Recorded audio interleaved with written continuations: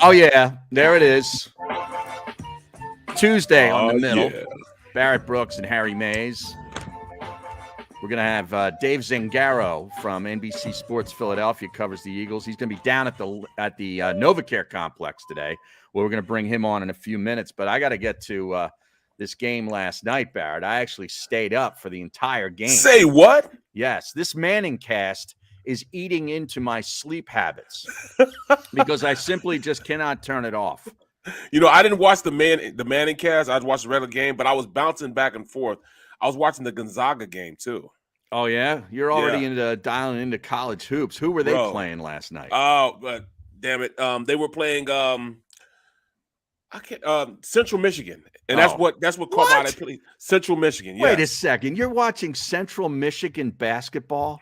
Just because, you know, and it's funny you say it just like that, because when I did the game and I'm flying back, like I said, my head was cold, so the AD at Central Michigan gave me a hat. So I got a hat on, and I'm walking through the airport, and this couple stops me on their way to Vegas. And they said, "Yeah, we can't wait. Next week we're going to go to the game.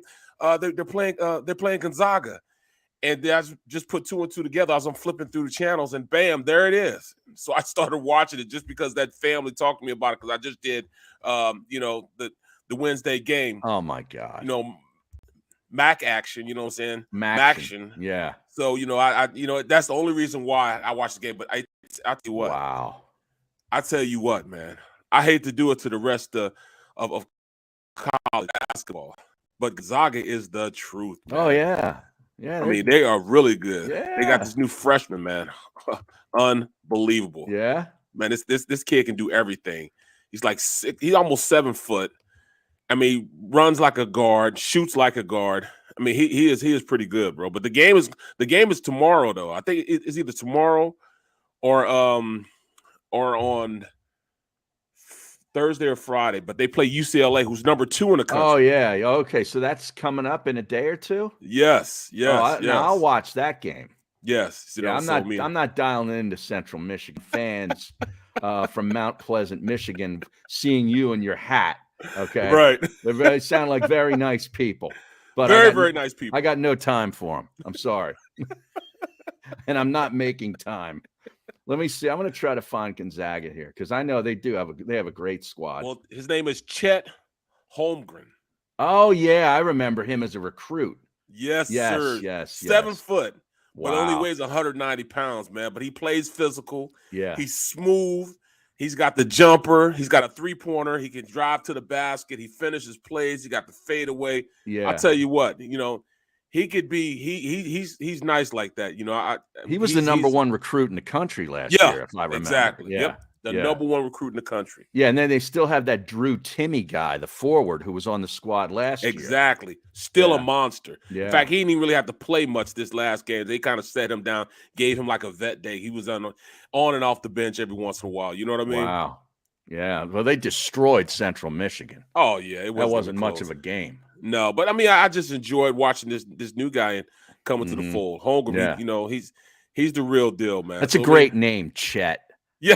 You know, like that's an old school name. You know, like from where I grew up, we had this guy, Chet, was one of the guys who was not, I wouldn't say a janitor, but he was like a superintendent of our school system. Like he had all the keys, you know, like that big ring of keys.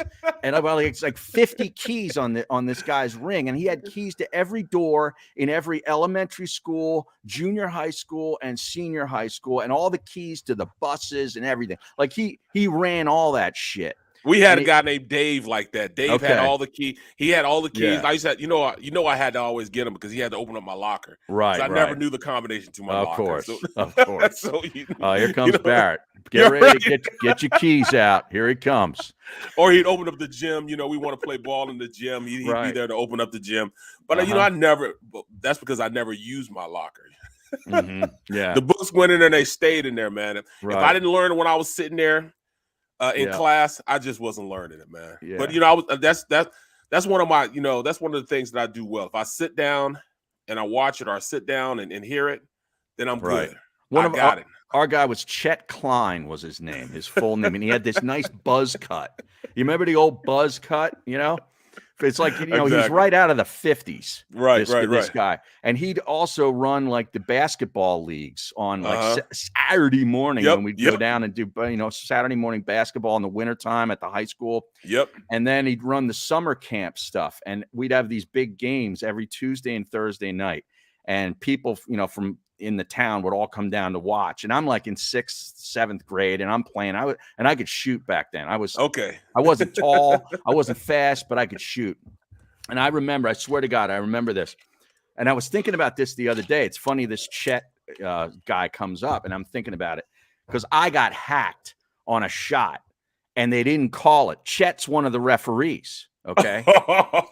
So no, picture me in 7th grade. I didn't have the mustache, but I was like I was badass. And I'm walking up the court. The ball is already up at the other end of the court. And I'm walking up the court going like this, like to Chet. Yo, bro, I got hacked.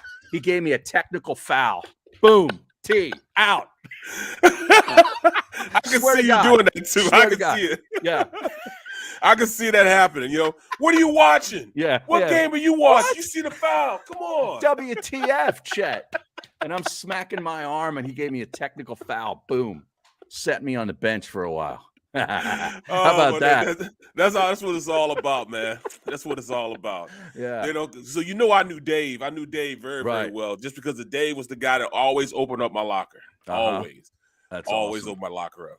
That's but awesome. yeah, man, I mean, in fact, if you look at Gonzaga's schedule, they got a pretty good schedule coming up here because they have they just played Central State, but they have UCLA today at 10 p.m. Oh, it's today? Tonight at 10 p.m. Oh man.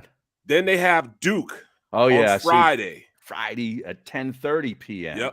Yep. So I mean, that's gonna be some pretty good Gonzaga games. Now, is that in one of those like that Hawaii tournament, the Maui Classic or something? I think they're in Vegas though. Oh, Vegas. Okay.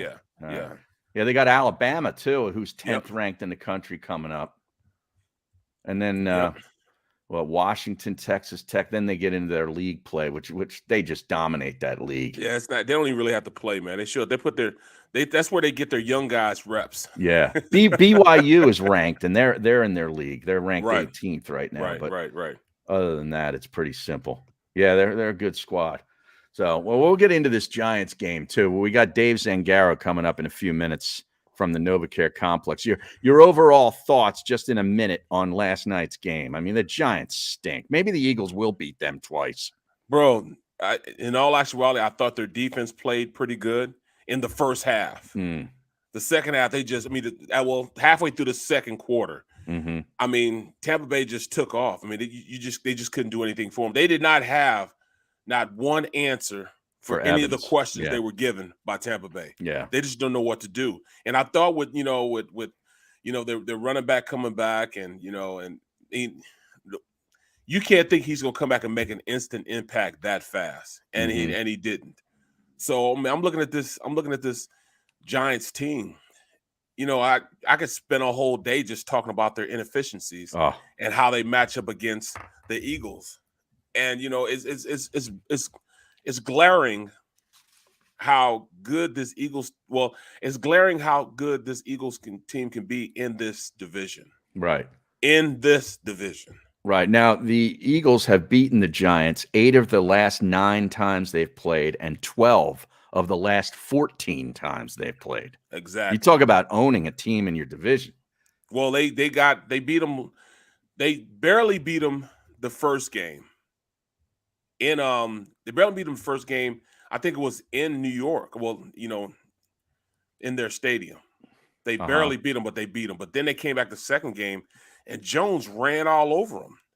I mean, he had like 100 and something yards against them in that game. Yeah. They kept running the same play. They run the read option. Right. And, he was just pulling it and keeping it and running.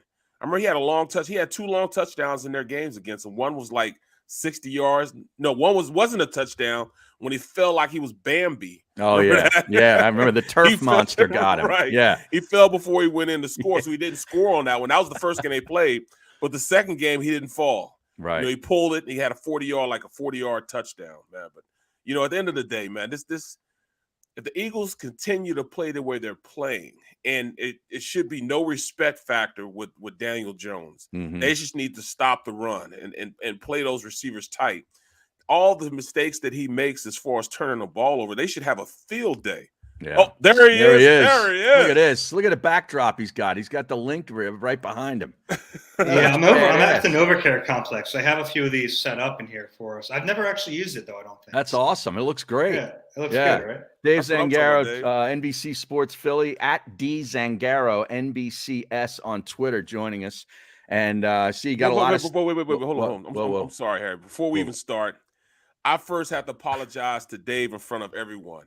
Now, when I get my predictions and I write my predictions, I get all my information from Harry. You know, he sets it up throughout the week, and I just take notes down. What? But then I have to, when I do my predictions for, so I got to send it to Dave, and Dave is the one that, loads it up on the website. He probably edits it too. Right. He's got to. We already have this. We already have this going. You know what I'm saying? He already knows to check it, everything else.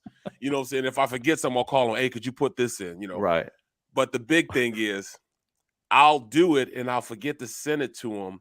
And he calls me at like 10 o'clock at night. Hey, could you send me your prediction?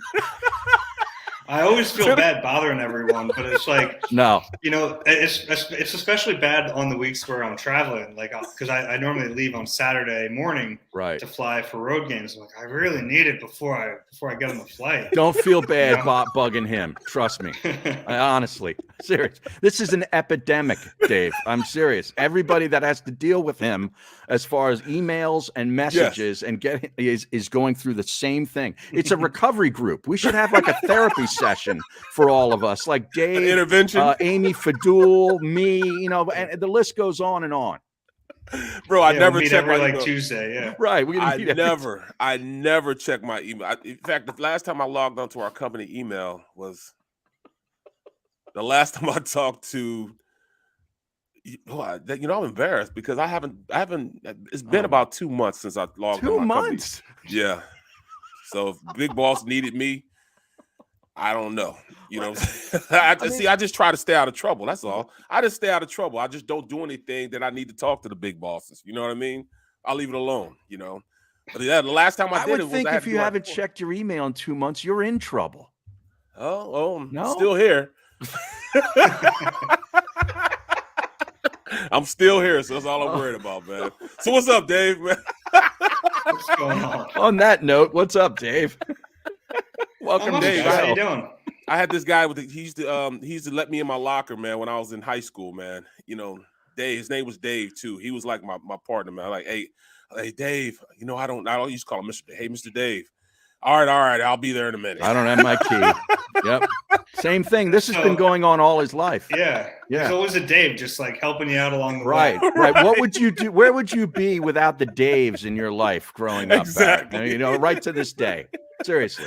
Exactly. But hey, I know where my bread is buttered, man. That's why I treat Dave with respect. That's my guy. I love Dave. So I see you got something on here. Darius Slay, who has been unbelievable, especially in the last couple of weeks, on his way to a historic season for the Eagles and a sure Pro Bowl, right?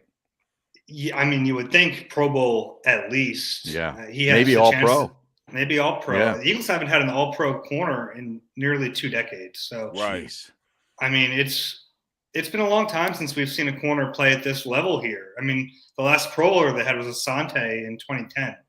So we're talking. It's been a long time since they've had a corner play like this. Has it been that long? Like the touchdowns are great, but aside from that, he's playing really well. Like last year, he played well, and he had the 2 bad games, and everyone knows the 2 bad games. There were DK Metcalf and Devontae Adams, and yeah, he was bad in them. But in everything else last year was pretty good, and we're seeing the consistency this year. He's been doing everything. It's been really fun to watch him play at a really high level. I mean, aside from the touchdowns the last few weeks, he's been locked down. I mean, no one's getting anything on him. Now this week they're going to play a couple good receivers, but I mean, that offense is so broken. Who knows if the ball will even get to them? But yeah, he's been really fun to watch.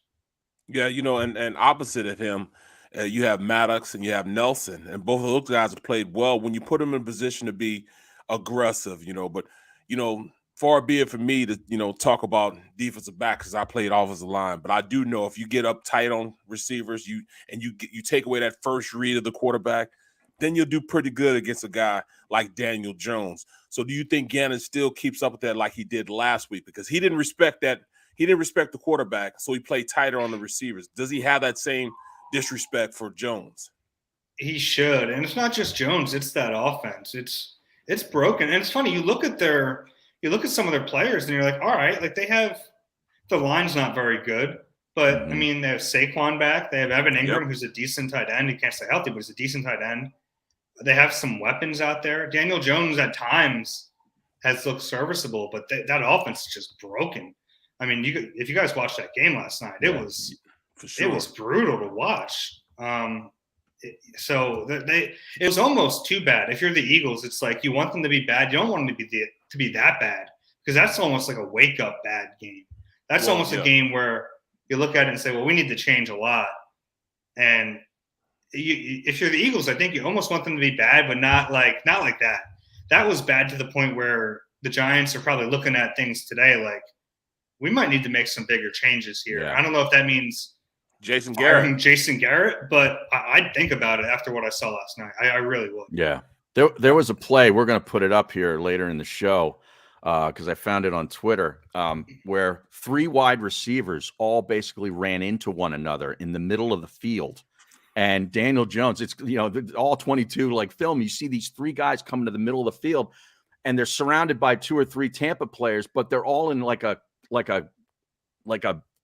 cluster in the middle of the field. And it's like, no wonder Daniel Jones doesn't have any place to go. It's like, who's designing these routes? That was a third down play. Yes, it was. It was. I've seen that play. It's been circulating quite a bit.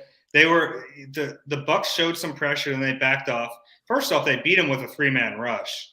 Sue had a 1-on-1 for some reason and beats it, and he's in Jones' face. And then the Bucs were in zone, and I've never seen anything quite like the Giants just corralled themselves in the zone. They just ended up in the middle of the zone. It was really strange. It looked like they were trying to run some crossers.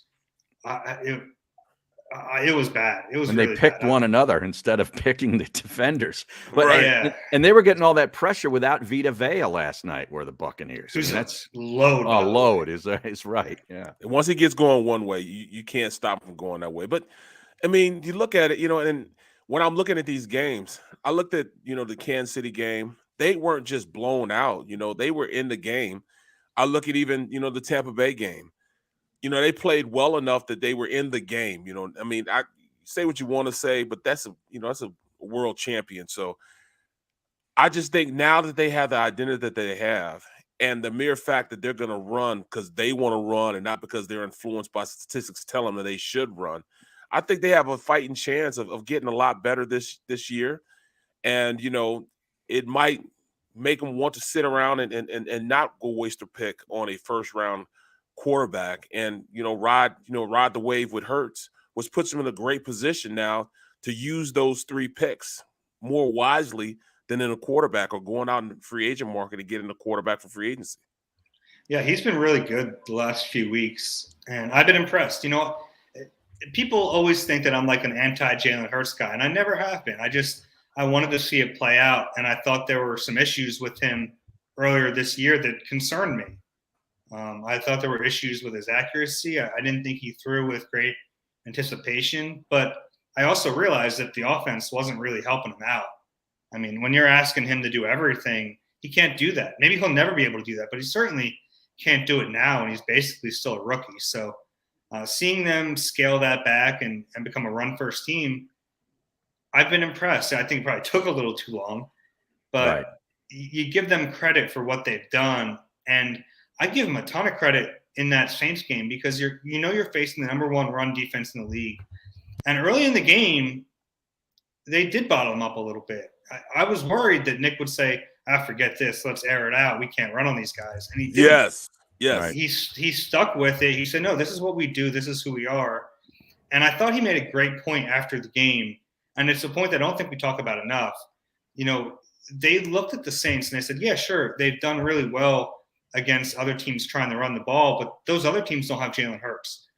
And the way he affects the run game, not just when he runs it, but the threat of him, the threat of his legs, it's different. You know, there aren't many guys in this league like Jalen Hurts stylistically. I mean, and I don't want to compare him to Lamar, but stylistically, that's probably the closest you have. You have Lamar, you have Kyler at times, and then who else really runs the ball like that? Not many. So it's like, sure, the Saints have stopped the run, but they hadn't seen a quarterback like Jalen, and he opens up so much for the running backs. And the way this, Barrett, you have to love the way this line is blocking. Well, I'm just as giddy. I'm just giddy. I mean, if you watch The Rise, that's what I broke down on The Rise. You know, on our Christmas channel. Came early for you, right? Man. and I keep saying it. I keep telling people, look, anytime you have 6'8", 380 pounds, and then 6'6", 360 pounds on one side, there's no way that you could stop the ball from going that way. I mean, how can you stop it? You can't.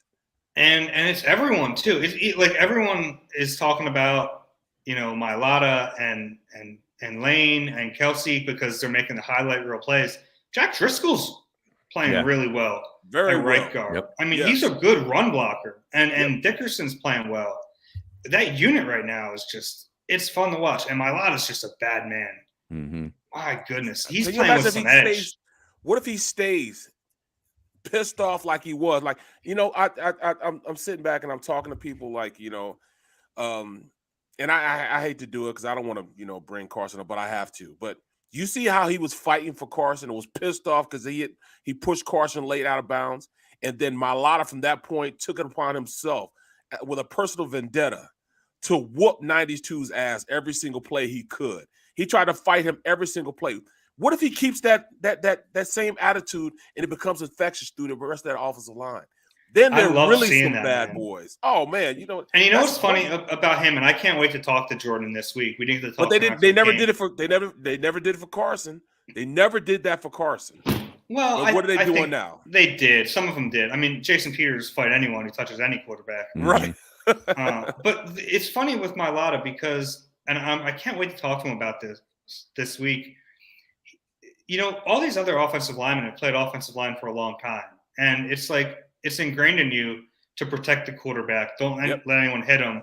He had to learn that. And, you know, I kind of wonder if being around Jason Peters for a few years helped him with that. Because JP wouldn't take anything from anyone. I mean, you touch the quarterback, you're about to hear it. And that impressed me so much, Barrett. He's the left tackle. That play happened on the right sideline, 15 yards downfield. Right. He's the first one in his face. I was impressed by that. And then watching him, you know, there were a few plays in this game that really got you fired up with Mailata. There was the one hand. He got Cam Jordan off balance, but to throw Cam Jordan with one hand, I mean, that's some strength. We're talking like an all-pro type player. I mean, that's serious strength.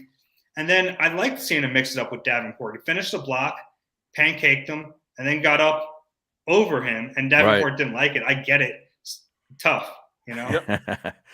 All right, Dave. Jeff Stoutland's done an amazing job with this whole offensive line, but Mailata in particular. But we all see it. We all like what they're doing, the way they're going about their offense. What does the owner think? What does the front office think about this run heavy, run first mentality? Well, look, at a certain point, teams are going to just overstack the box. And I wouldn't be surprised to see Joe Judge do it this week. I mean, they're just going to say, we're not going to let you run. We're going to leave you. We'll put 9 in the box and we're going to stop you. And then that's when we want to see the next step. That's where we want to see what Nick Sirianni does, what Jalen Hurts does, because if they're going to do that, guess what? You have some chances to get take some one-on-ones. Yeah, plenty of one-on-ones. Yep. You're going to have some shot plays in there, but you're really going to have the intermediate game, which is where early in the season I thought we needed to see the improvement from Hurts, intermediate routes, and also in the middle of the field. And at times we've seen him improve that. So, run like this, let it set up your pass. And at a certain point, you're going to have to pass the ball. I don't think it's I don't want to say it's not sustainable because I guess it is, but I think you're going to have to pass probably a little bit more long, like down the road to be a successful team, but let your run set that up. And that's kind of what we're seeing. And I like their approach. I mean, they were so out of whack early in the season with how much they were passing the ball, and they tore it down and they said, let's run the ball. Let's run the ball. We can run block. Let's do it. And then it feels like the last couple of weeks, they're starting to build that pass game up again, given that they've run the ball well. And I think that's a good approach. Well, you're absolutely right, man. Just getting into Nick Sirianni and, we're past the phase of the flowers and, growing roots and all that stuff. We're past that place and the stage. And, we know 3-1 since then. Right. Yeah. So, but we know the team loves him, but he's got to chill with the patronizing of J.J. Arthur-Whiteside, him getting a gang ball for catching one ball. What is that all about, man? One ball. You give him credit for catching it. He hasn't had opportunities. They need more from their other receivers. Yes, J.J.'s not playing a lot. They need more from Quez. They need more from Jalen Reagor. Mm-hmm. I mean, Rager's been a negative the last few weeks. He's literally going backwards. I don't know what the answer is. Early in the season, it seemed like they were really trying to get him involved early. And it's tough because they come into a game, their first priorities in the past game are 6 and 88. Get them the ball. And when you're only throwing the ball, 24 times, there's not a ton of other opportunity, but they just need a little bit. I mean, they need a little bit. Rounder, man. You're a first rounder, so there's no excuse. Yeah. And it's almost like, for me, like that first rounder, like that ship has sailed. He might never be worth that, but you got to get something out of him. You do. You just got to get something out of him because right now there's really not much there. Well, you have to maximize your opportunities, and he's not doing that. As a player, you have to put yourself in a position where if they're not giving you an opportunity, you have to make your own opportunities. And I don't see that drive in him to do that. You look at Quez Watkins, he's trying to maximize opportunities, even though he didn't catch that long pass. It should have been a touchdown going into half. Right between He's his still hands, getting open and making himself a target. I don't see at this point Reagor making himself a viable option in the offense. You have to make yourself an option. Quez is making himself an option. Smith is making himself an option. You have to put yourself in a position to be open before they can get the ball because he's not going to throw you open. That's one thing we know is not a part right now in Jalen Hurts' game. He's not going to throw you open. But if you are open, he will get the ball to you. And I don't see him getting open at times. And that's where the problem lies, his ability to get open. Yeah, and it's a little troubling, at least the way the coaching staff seems to view him. Like everything that comes his way is behind the line of scrimmage. And I get it. Like he has traits that you say, get it in his hands and let him create, but it's not working. It's actually hurting your offense. So I'd throw it in the trash heap. Yep. Yeah, the jet sweeps and the wide receiver screens and there's been a lot of negative yardage there. It's really amazing to see. And his return game really isn't that good either. He was okay in the punt game. He took out one kick that he probably shouldn't have. Right. It was like at the 3, he probably should have let that go. He's been okay in the punt game. I'd probably switch up kick return, give it to Quez or Boston Scott. Yeah. Right. I think Boston might take it, man. He's trying to get all the reps. He's become a scavenger, and he's making, he's taking full opportunity every time he gets the ball or every time he gets in a position to make a play. He's trying to make a play every single time. So you got to love that, man. That's that healthy competition they preached at the beginning of the season. All right, Dave, what do you think happens this week? Does the dominance over the New York Giants continue? I think so. I just think they're a better team. Like I said, it is a little scary how badly the Giants lost on Monday night. I don't think you want them to lose that badly. But I just don't think they're a good team. They look lost offensively. And it's funny, like you look at their roster and they have some decent players. They have that just tells you it's just a lost cause. Defensively, I mean, they have some talent there. I mean, they have decent corners. They have some good guys on the line. We have Leonard and kid from Clemson. His name is escaping me. DeMarcus Lawrence, or not DeMarcus Lawrence. Dexter Lawrence. You have some good players there, but they're a mess right now. So yeah, I think the Eagles should win this one. They should win it. So I see. I'm still picking up everything for my my prediction, man. I'll try to have it for you. I got to fly out on Friday, so I'm gonna have it to you before I fly out on Friday. All right, okay, guaranteed. I'm gonna hold you to that. All right. You're gonna do it while you're watching football on Thursday. Look, they right? all see it. They all Right. see it too. They all say I made the promise. So I feel your pain, Dave. We all feel your Don't pain. make me call you on Thanksgiving, Barrett. Right. Thanks for jumping on, Dave. Yeah, take care, guys. Dave. Thanks a lot. There he is, Dave Zangaro. Follow him on Twitter too, at DZangaro NBCS. All right, we're going to take a short time out. When we come back, we're going to have that video of that play from last night where the wide receivers for the Giants ran into one another. Yeah, it was kind of it was kind of indicative of the entire game, really, for the Giants on the offense. We'll have that and a whole lot more as we continue here on The Middle with Barrett Brooks and Harry Mays. Smash that like button on the JAKIB Media YouTube channel.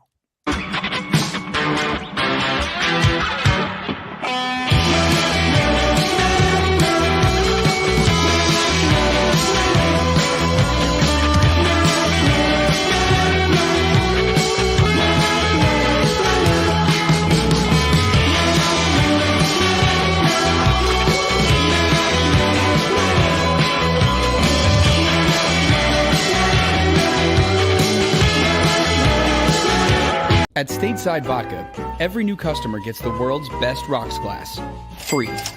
What's that? A rocks glass? You're telling me that bottle is cut in half? You could say that. Holy shit. And you're telling me I can get one of these glasses for free? That's right. One free rocks glass per customer with each first-time purchase of Stateside Vodka. So good, it just disappears.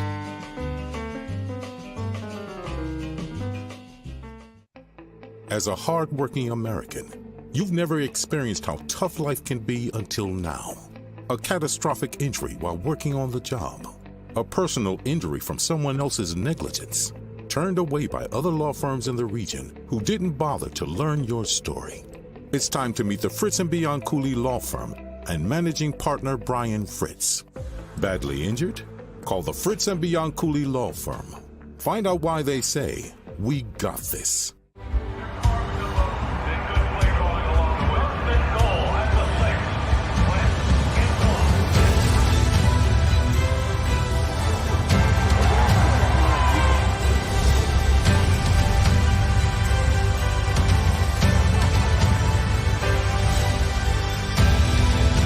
Field of life, First Trust Bank is there for you.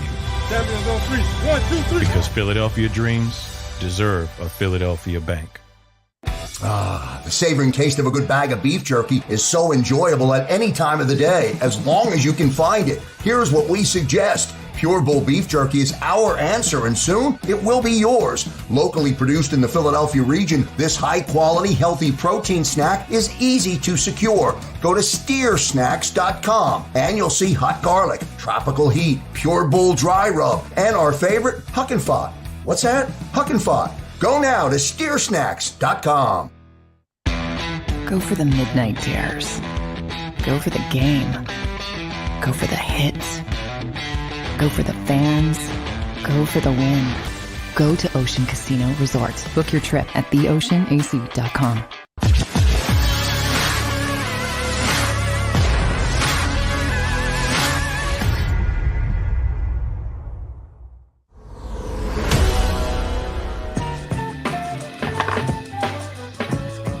And welcome back to The Middle. Got a lot to get to here today. I watched, like I said, basically the entire game because of the Manning cast. I did flip back to the regular broadcast a little because I wanted to get a little flavor of Riddick and Greasy and Levy. I tell you, Levy, I love his hair, man. I would love to have. I love that all like white, grayish hair. I think that's a good look if you've got hair. Yeah, if you could pull it off, you just have like I like the all gray beard. You know what I'm saying? Yeah. When you can pull it off if it's all the same color. Like I just have it right here. You but can't go head, full Santa though. I think it needs to be kind of a tight beard so you don't start looking like Santa Claus. Right. It has to be shorter and tighter. I wish my beard would grow longer. It didn't grow longer, but I just got gray right here. Like my head, it's just salt and pepper, man. So it doesn't really look, It doesn't have that look. That's why I shaved my head. Yeah, it looks good bald. My hairline will actually grow all the way down here. I don't have to I'm not balding. I'm not. Oh yeah, balding. you're not LeBron. No, my hair is all the way down here. It grows all. I have to make my own lining. Oh yeah. So it looks all right. So it looks appropriate. Yeah. Or otherwise it'll grow all the way down to my eyebrows. So I'm like the after. I'm never gonna be bald. So I'm like going in the opposite direction. Mine will grow down farther instead of growing back. Can you grow the beard in here though, full, or is no? Like right in here is my bad spots right here because they just don't grow. You know what I'm saying? Right. They just never grow. It never grows right. So I try to stick with it, man. But it's tough, man. It's tough. I just try to brush over it. I don't cut right here. I just let it grow. Right. I just cut right here, and then I just brush over it. So it's a task, man. It's a task, man. It is. You're getting all the grooming is a pain in the ass. Oh, man. It really is. You know what I'm saying? I mean, I got to get up and take a shower every day. You know what I'm saying? When you're over 300 pounds, you got to take a shower every day, bro. If you don't, man, it could be a problem. Oh, yeah? And I see some people that don't do it. Well, when you say a problem, what do you mean a problem? Like, man, you're a big guy, man. You move around, you get a little sweaty, man. You're going to stink a little bit, man. You got to make sure you groom yourself. Okay. I got to give them what they come to see. Yeah. All of this got to look all right, man. I got to give them all of this. So I got to give them what they come to see, so what kind of prep time are we talking here before you go in to do the pregame show? Like how long does it take to get this ready? Oh, you know what? I usually take care of it at home because I shave my head and groom my beard. And that probably takes me about 30 minutes. Really? Shower, you know what I'm saying, brushing teeth and cutting hair and lining it up and everything. Then I'm out. Then I got to get my clothes ready. Now, when you're a big guy, you can't be dressing like, you have to dress nice. You got to dress appropriate. You can't be big and sloppy. And that's a bad look, you know what I'm saying? Big and sloppy just isn't, it isn't pleasing to the eyes. Like I said, I got to give them what they come to see. You got to keep it tight. Yeah, you got to keep it tight. Looking. Yeah. Right. Right. So then I pick my clothes out, make sure my clothes are done. So when I do get there, I don't put makeup on. I used to, but I don't. I probably should, but I don't. You know what I'm saying? A lot of those guys do. Me and Ray Diddy, we don't need the makeup. It is what it is. You're gonna get what you're gonna get. So I noticed Ray doesn't use the makeup. No, Ray doesn't use makeup. No, Ray is a regular guy. You know what I'm saying? In fact, you're not going to see his face anyways because he's going to be looking down at his notes, writing stuff down. He probably doesn't even like the fact that it's on television. He probably prefer that it was on radio, right? Yeah, I get that feeling. If all things being equal, he would rather be behind his desk sitting down and he just have the mic down here. Right. And we hear Ray, but we don't see Ray. Like that would be funny if you guys did that, like sort of change it up and have Ray in his own like little cubicle where you don't even see him, but you hear him.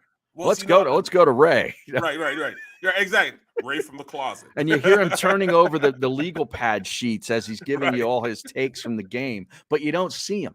You never he'd be the best host and he'd love that. But you can tell when Ray wants to say something. He does two things. Number one, he'll be sitting up looking like this. And that means he wants to say it because that means he's not looking at his notes. He wants to say something. And when he's up like this, cue to Barkhand to introduce him. And if you're really not paying attention to him, he'll do this with his pen. Everybody look at him do this with his pen. He'll tap his pen. I've seen that on his notepad. That means he really has something to say there. He really has something. Almost like I'll stop. It's almost like the judge taking a gavel and going boom, boom, boom, order. I'll stop halfway through what I'm saying. Oh man, Ray got to say something. So I'll look at Ray and go ahead and tell Ray, go ahead. Step back. Yep. All right. Well, there was a point on the stream that I wanted to get to here because I wanted to get your take on this. I found it was kind of interesting. We were talking about Jalen Reagor with Dave Zangaro, and I mean, every week it keeps coming up when he's basically a no-show in the stat sheet, and then you run that juxtaposed to looking at Justin Jefferson and what he just did for the Vikings in whatever game, and it's just like, oh my God. But Anthony Gleaves on the stream, we appreciate him, says Reagor hasn't been helped at all by Jalen's inability to throw the ball inside the numbers. He only throws the ball to the right. I think it may be more so play design, him being a right-handed quarterback, and you want to move him around in the pocket. So most of the routes, when he moves out of the pocket, he's more successful when he goes to the right. So you're going to call plays that you help him out in that capacity. Mm-hmm. He does go left, and when he does go left, he doesn't throw well going to the left because you have to throw around across your body, and most quarterbacks don't do that well. He goes to Devontae to the left. He'll go to Devontae Right. wherever he is, left, he right, is. and center. You know what I'm saying? But, he just – I mean, I think it's more so what he does in play calling. I think the biggest thing with Reagor is Rager's a guy that he is excellent after the catch, or he's excellent when he has the ball in his hands. Mm-hmm. Now, getting the ball to him, that's been the problem. Right. Because he doesn't have great hands. No. I'm not saying he can't catch, but he's not consistently catching balls that are to him, especially if they're contested, number one. Right. Number two, because he doesn't create separation well, they're going to be contested. And how does he not create separation with the speed that he apparently has? His route running is not crisp. He rounds routes off, which gives the defense a chance to get back into phase with him in his routes. Well, why don't they run like these pick plays that everybody else seems to get away with most? They don't do that very well. They get called for it.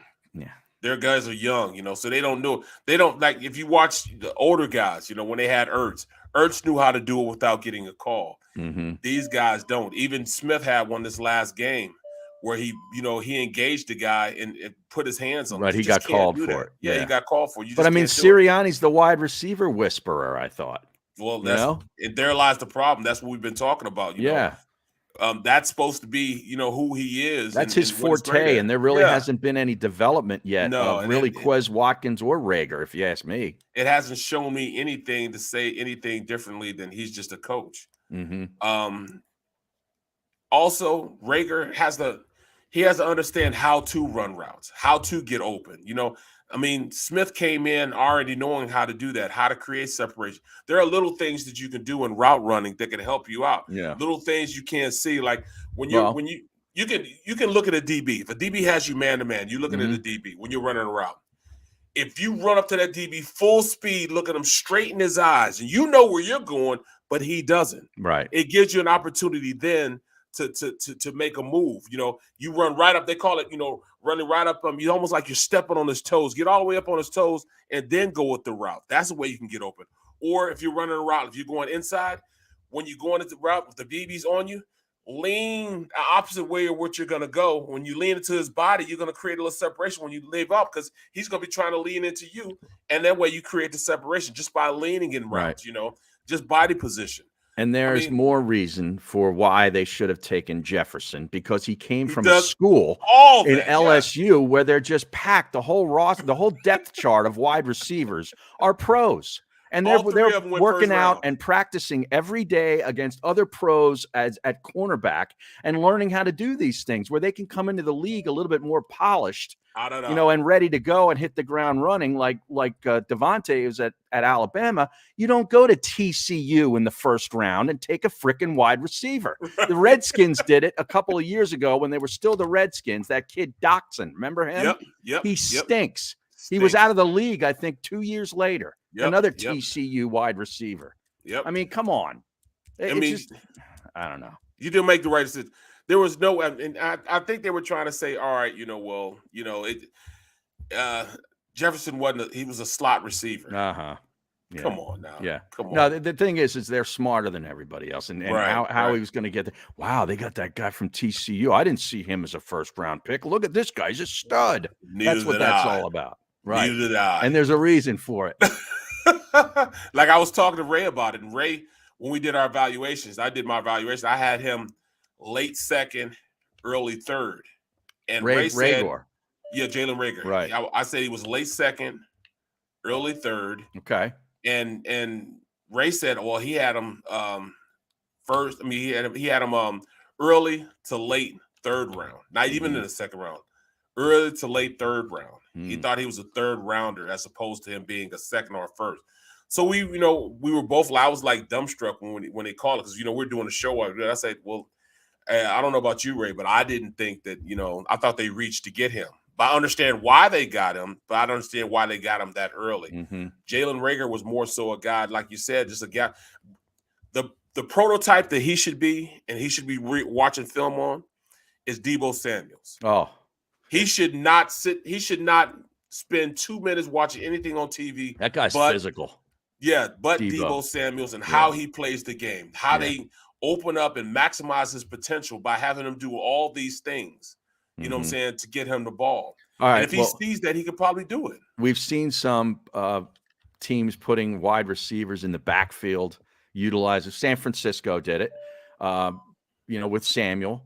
What about putting Rager in the backfield and getting him started sort of like a running back? Yes, he has a running back build. Right. I mean, he's a thicker type of receiver. He could do that.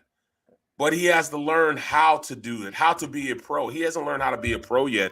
And I think that has a lot to do with what's going on with him as a player. He's just not taking that next step. And that comes with preparation. That comes with watching film. That comes from, doing the little things and asking questions on how I can be a more effective player. When I was in the league, I was always trying to learn. I was always watching film. I sat back and, for a long time, I watched film on Eric Williams. Yeah, he was a Cowboy. For the Cowboys, Physical player. So I try to implement a little bit of my game with his game. I want to be a physical type of player. I didn't want to be, you look at guys like Jonathan Ogden. There's no way I could play like Jonathan Ogden, so there's no need in me watching film on him because Jonathan Ogden had an awkward game because he was just so long. Like he could be standing straight up and his arms be going straight down and his arms would almost be touching his knees. That's how long his arms were. You know what I'm saying? So I knew I wouldn't have that game, but I knew I could play like Eric because, I could be more physical and be a physical dominating type of player. So, you just got to learn how to be a pro. All right, let's pull up this tweet of this play from last night's game where the Giants, this is the third down play. We talked about this briefly with Dave. Just watch this, Barrett. Why does the quarterback throw the ball? Why can't he find anybody open? I don't know. Because these guys are here. Look at that. That's 3 players. 3 Giants. Where do you want to throw the football? And I understand what they're trying to do. Mm-hmm. This is a disaster, New York Giants. You practice this play? This is a disaster.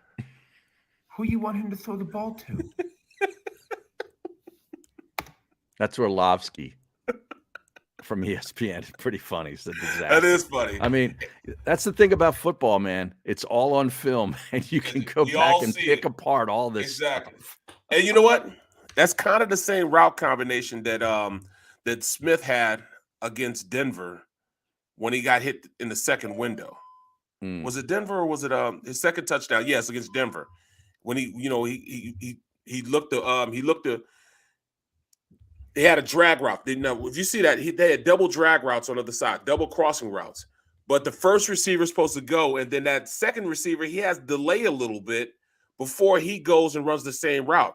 And the guy that's running that drag route across on the other side, he's supposed to stay shallower, but the linebacker stops closer to the line of scrimmage. Yeah, it's supposed to be shallower towards the line of scrimmage, but yet he let that defender bow him out, which made him run into the first guy that was coming.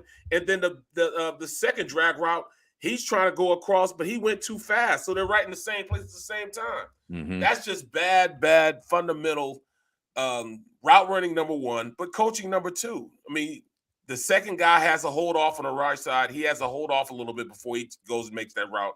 And then the front side guy, when he's going to go across, he has to run more shallower. That's simple, just basic route running and understanding what you're supposed to be and where your target is in your route.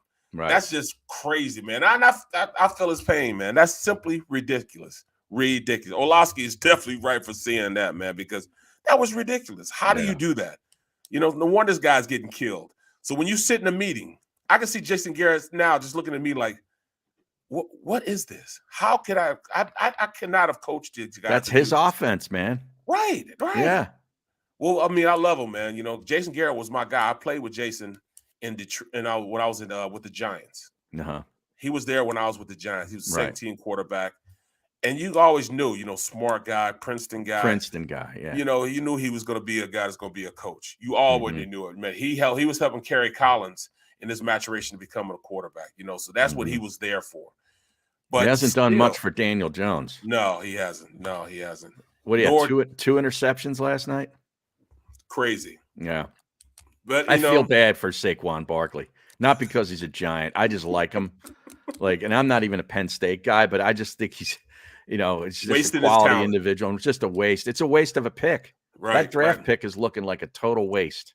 And he's looked like he's hobbled still. Yeah, he's hurt. He didn't look time. explosive. He didn't look like the Saquon I saw his first year. The Saquon I saw his first year was just raw. I mean, he'd do everything, man.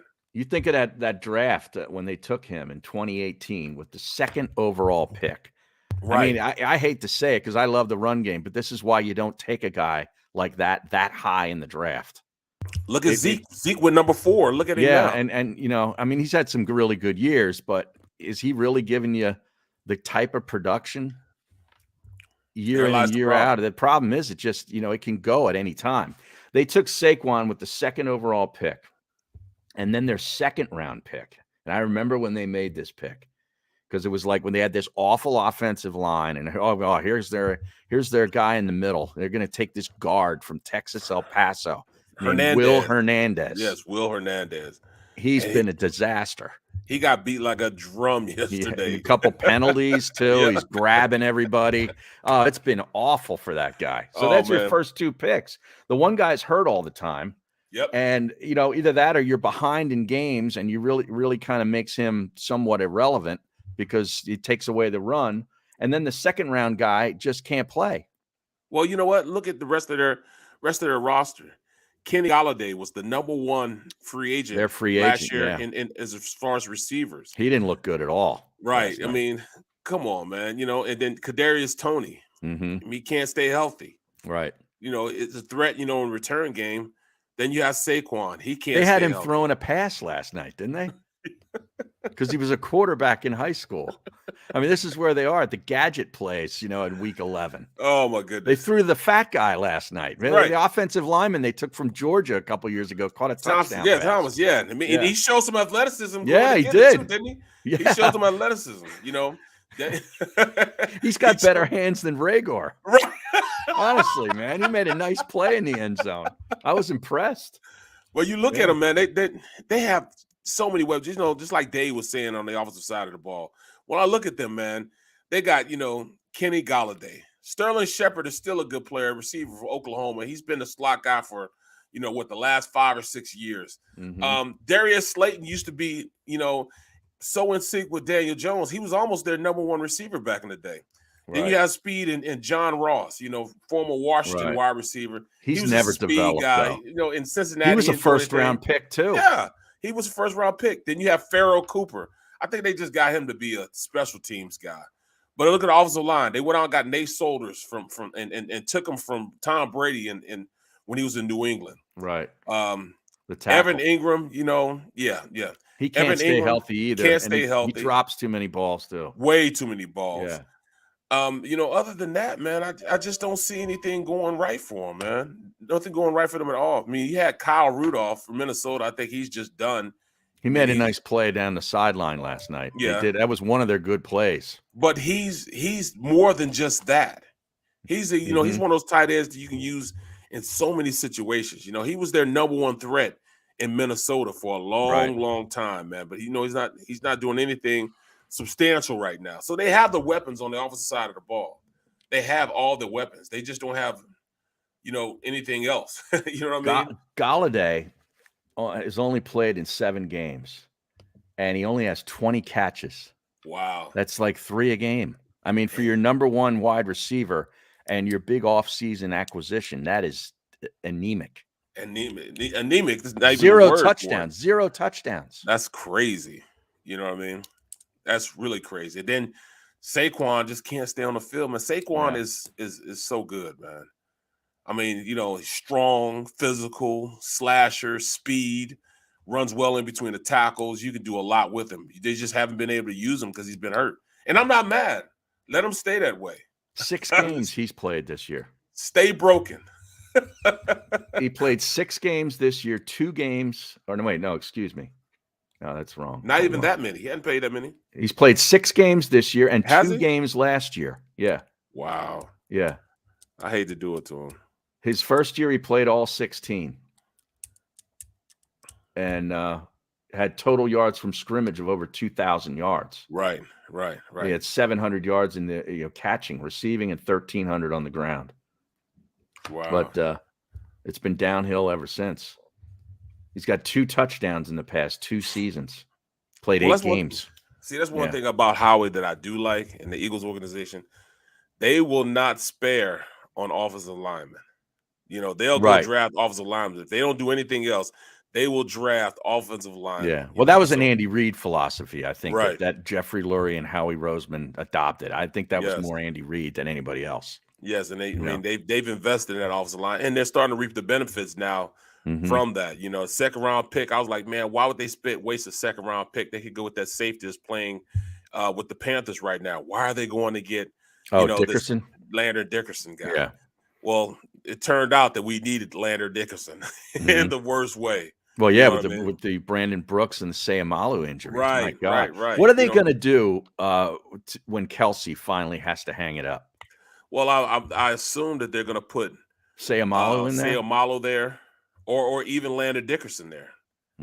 He played center. He's awfully big for a center, though, isn't he? I know. I mean, isn't he too tall to play center?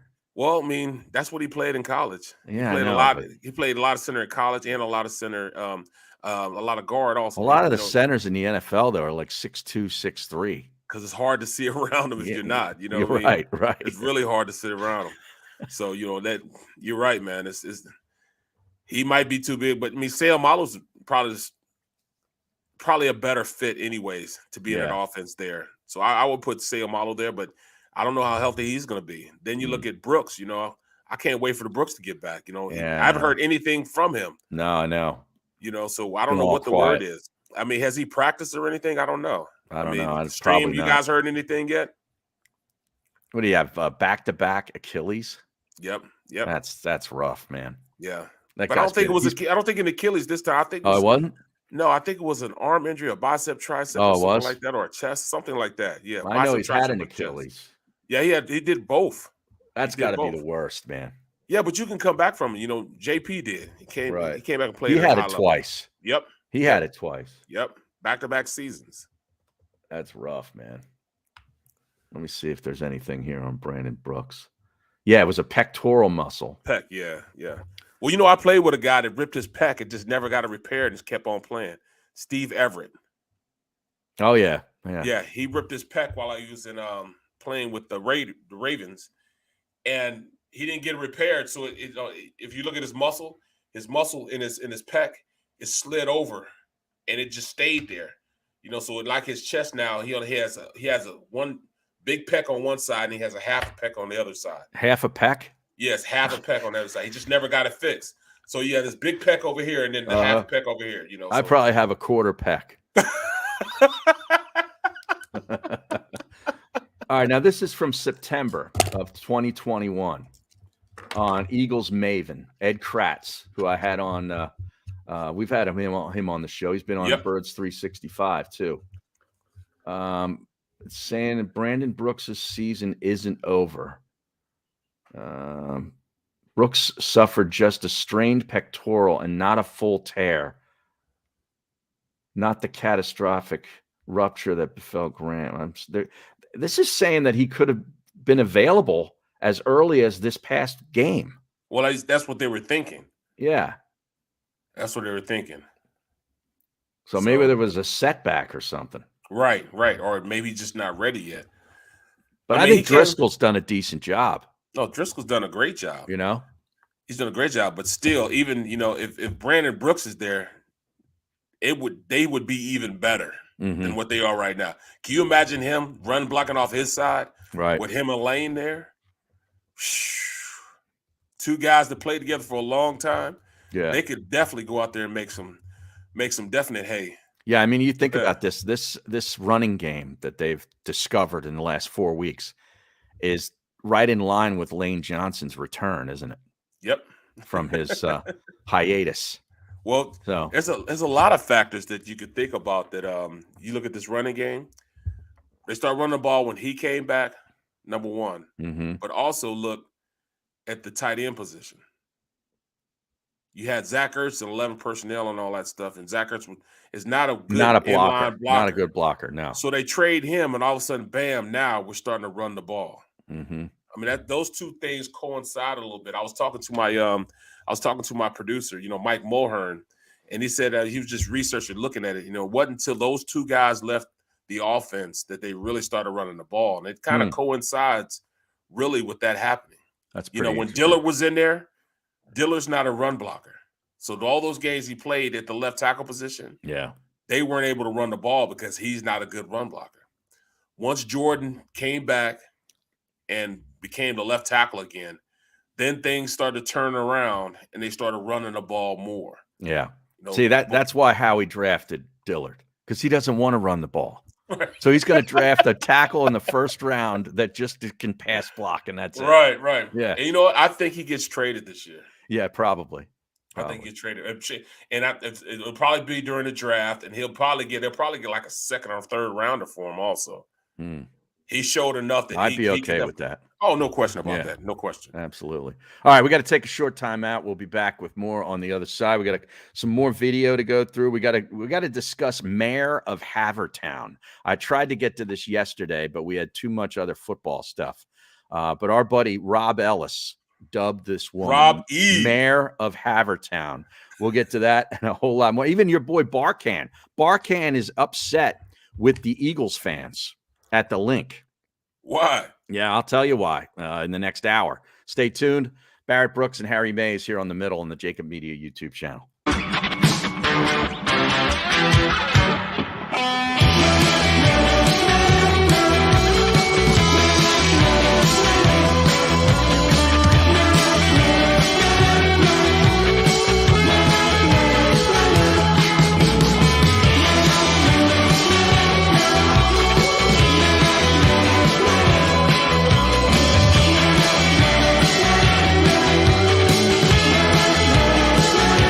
At Stateside Vodka, every new customer gets the world's best rocks glass, free.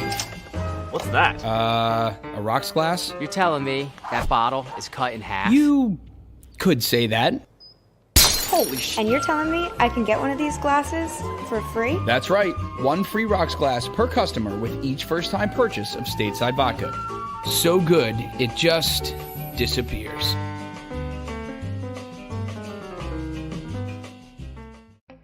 As a hardworking American, you've never experienced how tough life can be until now. A catastrophic injury while working on the job. A personal injury from someone else's negligence. Turned away by other law firms in the region who didn't bother to learn your story. It's time to meet the Fritz & Bianculli Law Firm and managing partner Brian Fritz. Badly injured? Call the Fritz & Bianculli Law Firm. Find out why they say, "We got this."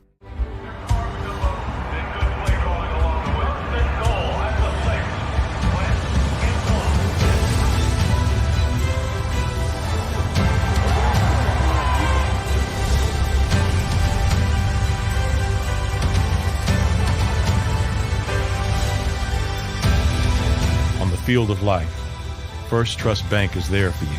Champions on 3.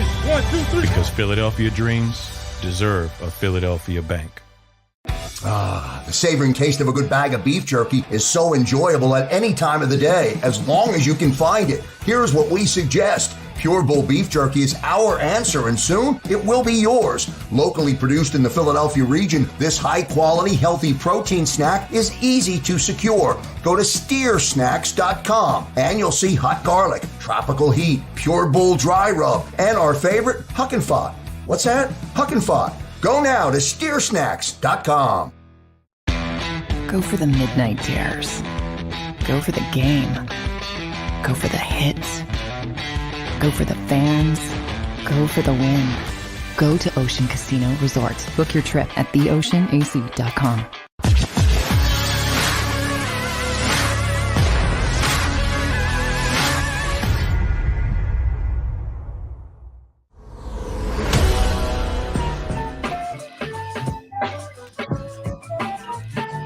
Welcome back to the show. Second hour of a Tuesday in the Middle. Barrett Brooks and Harry Mays.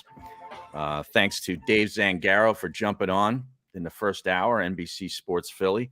I feel his pain. So he's another one. I mean, we're going to put together a support group here. Barrett Brooks, co-worker support group. Amy Fadul, Dave Zangaro, myself. Who else can we put in this mix? How about that producer, Mulhern? Mulhern also, man. Yeah. He saves my life also, man. We should get him on the show sometime. Bro, you should understand, man. He would be great on the show. In fact, let me text him to see, man, because I'm telling you, Mulhern, and talking about, I was just talking to you about, how things have turned since, key guys have been added back to the offense. Right. He's the one that, really brought my attention to that. Yeah. Well, that's the thing. A lot of these producers, people don't understand how good these guys are. Exactly. Because they're not the ones out there in front on the camera or on the air, whether it be radio or TV. But these guys know a lot of stuff because it's their job to find it. And they basically put together, do all the hard work and get all the, producing a show. It's not just turning on the camera. Hey, man, why don't you jump on a radio show with me? This is live. This is great. Barrett's producing right now. I just wanted, we were just talking about what we talked about. We texting yesterday about, All right, I'm about to, I'm gonna email you the link and you just jump on, okay? He's got to use a Google browser. No, it's not a Zoom. It's through StreamYard. Google browser. He's got to use a Google browser to do it. Yeah. All right, he's gonna do it now. I'm about to send it to him now. All right, thanks, dude. bro. That's awesome. That's great. Now, does this guy have a Twitter? Yeah, Mulhern. Yeah, he does have a Twitter. I mean, we've got to get people following him. What's his Twitter? Hold on, let me get it. I'm probably following him. Well, Mike Mulhern at Mikey Mulls. Is that him? Yeah, I'm following him. Well, see, man, you see, he comes up with stuff, man. The concepts he comes up with and everything, man. And he's another guy that holds my hand, make sure I'm getting to where I need to be and doing the right things, bro. Right. Yeah. I mean, he's part of the support group. Right. And I accept all that stuff, man. Yeah. I'm not one to complain about, getting help. I'll take help from anybody. Right. And I appreciate the help that I get. You know what I'm That's saying? awesome. I know I didn't make it to the top by myself. Right. Me either. Right. I got to help along. You know what I'm saying? I got them to help along. And I'll never be the first one. I'll be the first one to say, hey, I had help. Right. For sure. Now, Dom Lewis says, is Barrett on a flip phone? No, it's not. It's not a flip phone. Okay. It's a Samsung, right? Well, yeah, it's a Samsung. And it's just I got big hands, man. That's all. Well, I saw something. Speaking of Samsung, I saw some on the game. There is a new flip phone that's really nice, though. Well, there's a new device. I don't even know if it's a phone, but it's like half the size of a phone. Yep. Samsung makes it. What is that stupid thing? Well, it's actually a flip phone. It's this big. Okay. But it flips in half. Okay. Yeah. Oh man, I don't know. So. I thought we progressed. From flip phones. Everything always goes back, man. It always goes back. Right. So but yeah, Mulhern, man, great dude, smart dude, sharp dude. I mean, he talks Sixers. He talks Eagles. He talks it all, man. He is a Philly fan. Right. And the Sixers had a big win last night, late last night out in Sacramento. Oh, did they? Yeah. Right. I didn't know. Yep. No Tobias, no Embiid. Embiid has been out a while with this COVID thing. What is going on? I'm seriously. Like, is he sick? Or did he get the shot? I thought he was vaccinated. I thought I read that somewhere. But he has been out a long time. Is there something else that we don't know about? Right. I don't want to start the rumor, but hey. No, I'm not starting any rumors, but I'm just wondering aloud, like, what the hell's going on? And the other thing was, I was like, man, Sacramento, that was one of those teams that was rumored, that maybe would be interested in Ben Simmons. And I woke up this morning and I looked and he's still on the roster, Barrett. So I was upset. That the general manager, Daryl Morey, wasn't able to leave him at the bus station last night in Sacramento. He said leave him at the bus station. Yeah. I mean, so far I've gotten to Tuesday, and Temple still has Rod Carey as their football coach, and Ben Simmons is still on the Sixers roster. It's not a good week. No, not at all. Yeah. I feel your pain, man. Yeah. I feel your pain. All right. Joe Whip says, relax. Embiid is back working out. Okay. I mean, this has been a long time. Well, it's been a week and a How half. long is this freaking protocol? Right, it's been a week and a half. It seems longer than that. Right. Well, I need him back. Yeah. I need him back. What are they, like 9-8 now or something? Well, you know what? To be honest, at least we won't get into this MVP talk, you know what I'm saying, with Embiid, him worrying about the MVP. We all know that it's not going to be an issue this year because he's been out way too much right now to even think he's going to get in that direction. They lost 6 of 8 of their last 8 games. Yep. I So, mean, we say they're 10-8. Yeah, I think they're 10-8. Yeah, after last night. Yeah, I want to see where is it? Where is he? I can't even find him. Oh, here it is. Let's see. His last game that he played was Saturday against the Bulls on the 6th of November. The 6th. Today's what, the 23rd, right? Yeah, so it's been 2.5 weeks. Yeah. It was a lot longer than a week and a half. That's what I'm saying. It's been a while. Well, you know where that puts us? That puts us in a position where, he's out. He's out more games. He's out half the games and the season just started already than he played last year. So is that right? I think what did he miss? 18 last year? 18 games last year, yes. Yeah. That hurt him bad.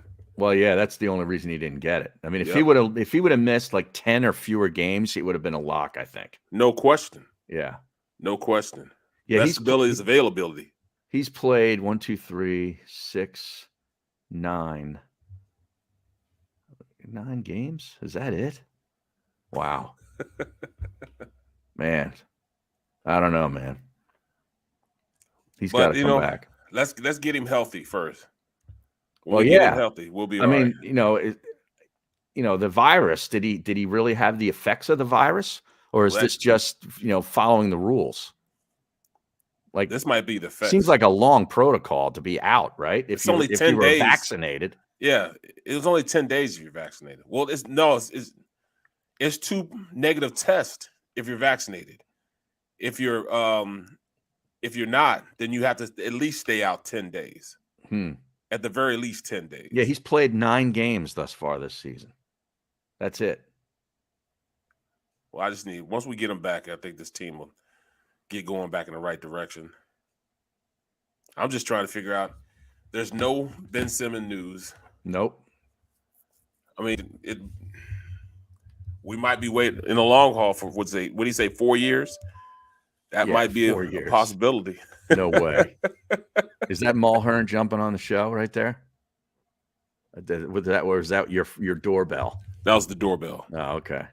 Man, there's a lot of activity over there. Oh, man. All right, Xander, let's see if we can pop up this video of Mayor from Havertown, as so dubbed by our buddy Rob Ellis, which I think this was brilliant, actually. Her name is Mary Kate Mink. So Mayor from Easttown is now Mayor of Havertown. Oh. Do you get it? No. You don't? You didn't watch? I thought you watched the show Mayor of Easttown. No, you didn't? No. Oh, it was really good, man. No, really good. I didn't get into it. I tried to watch one episode and really didn't get into it. Well, it might just be because, I'm not a Delco guy. You know what I mean? Right. So yeah, I know, but a lot of the people that watch us and listen to us are Delco people. Right. I'm trying to, well, identify with them. Well, I've always identified with him. I had to be with Rob E to start my career off on TV. So he made sure I was. Well, he's Mr. Delco. Yeah, I was firmly indoctrinated into Delco, Delcoism, I guess we call it. Huh? Right. All right. Here we go. This is from. This is Rob E's Twitter. Okay. But this was on the broadcast. You know how they're protecting quarterbacks, right? Anything that goes to their head, they're going to throw that flag and Philadelphia pass. But you know how they're protecting quarterbacks, right? Anything that goes to their head, they're going to throw that flag and Philadelphia pass. But who is that, man? Well, that's Mary Kate Mink. Okay, and I remember seeing this during the game. Me too. And the broadcasters actually made comment on it. Mark Schlareth says, I think she disagreed with the call. Yep. She's up there. That's effing bullshit. It's so great. And like, you didn't have the problem. You did not have a problem reading her lips. No, not at all. And just seeing her face, I mean, she looks like another. There's 3,000 women in the link every Sunday that look exactly like her. You know what I'm saying? I'm not saying it's a bad thing. I'm just saying, like, she's the every fan right there. You know how they're protecting quarterbacks, right? Anything that goes to their head, they're going to throw that flag and but yeah, I mean, you go to any Wawa, okay, in Delaware County, you're going to run into her. Bro, she might be working there, or she might be ordering something at the deli counter. You know, I was there yesterday. You know, just doop doop doop. You know, there's Mayor right there. It's unbelievable. You said there's 3,000. There's 3,000 of them. I swear to God. That was amazing, man. That was amazing. And I was sitting next to Mulhern when it happened. Right. Mulhern said, "What did she just say?" I said, "You saw exactly what she just said." Right, yeah. Now I'm looking at Dom Lewis saying that she was on the radio and said exactly that. That there's 3,000 of her. Is that what she said? Because I didn't hear it. I knew she was making the round. She was on Fox Good Day apparently today. I mean, this whole thing has gone viral, and she's like a pseudo celebrity now. Yeah. Look at Bo 316. She calls people hun. Yeah, exactly. Does. Yo, hun. Yeah, exactly. Maybe she's the okay gal. Okay. But I can see her, dog. I can see me going to the Philly diner, dog. What you want, hun? Yeah, what you want? What do you have, hun? She's a Delco native and a graduate of Archbishop Prendergast High School who bleeds green every Sunday. I'm reading this from the Inquirer. A season ticket holder and a breast cancer survivor. She told the Inquirer it didn't take long to find out her obscene outburst had been captured on television by Fox. She says, quote, all of a sudden my phone was vibrating and my husband goes, I have 85 text messages.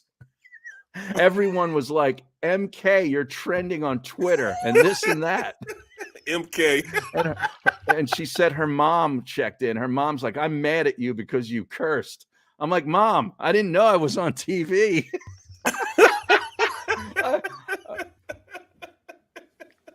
That was amazing, man. Oh, it's so great. I'm just saying it was a bad call. It was a bad call. I was being a fan. WIP host Rob Ellis dubbed Mink mayor of Havertown after she called into this post-game show that afternoon. It turns out Kate and Ellis went to high school together. Now, Rob went to Monsignor Bonner, which was the boys' side. Prendergast is the girls' side. Right. The two Upper Darby schools have since merged. And Ellis says, Robbie E goes, I went to high school with Mary Kate. I know Mary Kate. She's a Havertown girl. Now, what exactly does that mean? What's he trying to say? It means there's 3,000 of us. Right. She's that's amazing, man. She works the summers as a spin instructor at Avalon Fitness at the Jersey Shore. So Mare's in shape. Right. She's had a big winter jacket on. It was kind of, you didn't know what was going on there. Been an Eagle fan her entire life and has whiplash from the season's ups and downs. Yeah, that's great. That is awesome. That is amazing, man. You couldn't write it up any better. No, it's fantastic. You cannot write it up any better than that. Because when she did it, I'm like, did she just? Yeah. Mulhern said, yes, she did. It's so great. You have the arms outstretched. Right. You're kind of lurching forward. Yeah. You're not just going. It's like. And the camera's right there. Right there. Oh, if you're one of those Fox camera guys, like you're spanning the crowd for that. Seriously, because you could get that on any play in that stadium. I used to be in the truck, man. And it used to be like that all the time, bro. Find fan reaction. That's what they do. Find fan reaction. Who's got it? Who's got it? Right. Who got it on blue? Yes, you got it on blue. And pans right to it, dog. One time, we were a game. Where were we at? We were actually in Palo Alto, Okay. Doing Stanford. a BYU game. No, Stanford against BYU. Yeah. And right at the end of the broadcast, man, we had a great show. Everybody's just happy, it was a great show. Stanford and BYU gave us a great game. And right as we're ending the game, and they're counting us 10, 9, 8. They fan, going through the fan, and they stop on this one kid. This one kid had no shirt on. Mm-hmm. And as they go 3, 2, he gave them double birds. No way. And that's how they ended the show. So everybody was congratulating everybody first, and all of a sudden the truck just got quiet. Nobody said a word. They weren't anticipating that at all in Palo Alto. Right. Right. It's And like that nobody said doctor a dude, word. that urologist that it was in the front row at the Sixers game a couple years ago with Russell Westbrook. The guy's a doctor. I mean, think about that. Hey, man, Westbrook wanted to whoop his ass, though. Yeah, yeah, he did. Now, Dom Lewis. Oh, we got Mike Mulhern. Yo, what's up, Mike? Is he muted? There he is. How are you? Hey, Good, man. Welcome to the show, man. We were just giving you props. Thanks for having me on. We give you props quite often here because, a lot of the pearls of wisdom that come out of Barrett's mouth are actually from you. Right. That's accurate. Yeah, that's right. He pays me handsomely, though. It works. That's fantastic. Now we're sort of developing a support group here between you. I'm assuming you be a part of it. Dave Zangaro is already a part of it. Absolutely. Amy Fadul, myself. Anybody that has to work closely with Barrett, we should put a support group together because we're all dealing with the same things and the same issues. Tough life. Absolutely. Right. Yeah. We wanted to have you come on here and sort of, give us a little bit more insight. Yeah. Well, it's a good time. Barrett's fun to work with, but the challenges, Harry. Oh, yeah. It can be difficult. I got to wrangle him in, Barkan, Seth. And the worst of the bunch, Ray Didinger. Try to keep Ray Didinger. Yeah. Trying to keep him under control. Right. Yeah. Bro, look at this, man. And then I'm corrupting this kid, right? I'm corrupting this kid. So when me and D Gun were working together. Oh, and that's a pair right there. Yeah, right. So he's FaceTiming us, right? And his son is watching the FaceTime. And I turned around, I told D Gun, I'm busting, D Gun's balls. I said, oh, he doesn't want to talk to you. He does not want to talk to you. No, he didn't want. His son does not want to talk to you. And as we're saying that, we're about to go out. His son says, yes, I do. I want to talk to Mr. Gunn. And then D Gun turns around and says, you could punch him in the face. So now my son's like, oh, it's cool to just punch me. The kid's 5 years old. This is like a year ago and he's 4. Oh, Jesus. He's like, well, Mr. Barrett and Mr. Gunner told me it's okay. Well, what is it like? Is it like herding cats on a Sunday with that crew? A little bit. Yeah, you got to rein them in. Well, at least I'm there. Yeah, Barrett get there on time. Yeah, that's true. Well, Seth, okay. Which is Seth, not so much. Huh? He said the show starts. Seth's on set. That's all that matters. He's there. He's there when it matters. Right. He's not there for pregame shoot around, but he's there when the tip. Exactly. He shows up game ready. Awesome. The suit's pressed. Yeah, the lapel is ready. He's good to go. Hey, tell him, man. Tell him about how we're on stage, right? And he's talking to me. Now we know Seth can be a little long. Oh yeah. And he's talking, and when he's talking, he's saying, "All right, we're out in 20 seconds." And then he said, so I finish up what I have to say. Then Seth starts talking again, and then he's going to say, "All right, 10 seconds, 5, 4," and then he's got to keep it on more. And then he just turns on the music to make him go off. So one time I was just sitting there. I'm like, hold on. I said, "Hey, Mike, are you talking to everybody when you telling us to shut up, or are you just telling me to shut up? Why are you just telling me to shut up?" He said, "No, I'm telling Seth too. Right. He's just not listening." It's like the Oscars. You got to start the music. You got to play off music. You got to play them off. Between him and Barkan, it's oh man, we hit that music cue often. Like, hey, let's start playing the music. Let's play the wrap up music. Let's go. That's awesome. But we were just talking about how this Eagles run game. You actually gave Barrett some information about when this all really started. Yeah, it's kind of been like the $1 million question. Like, why haven't they done this sooner? Everybody was screaming to the high heavens for it. I can't tell you how many times Barrett and Seth every show run the damn ball, like every single show. That's going on like 6 years now, but especially this year with Sirianni. But I was trying to figure out, like, you know, it's not like they activated Jordan Howard and wanted to feature Jordan Howard. I think it was more about the personnel they had up front blocking. You had Andre Dillard in there at left tackle, a guy who played at Washington State in front of Gardner Minshew, and all they did was throw in that Mike Leach offense. It's all they did all the time. So he's not really adept as a run blocker. And then you also had Zach Ertz playing like 60% of the snaps. He's not much of a blocker either. You know, I also think, you know, ideally they want to throw the ball.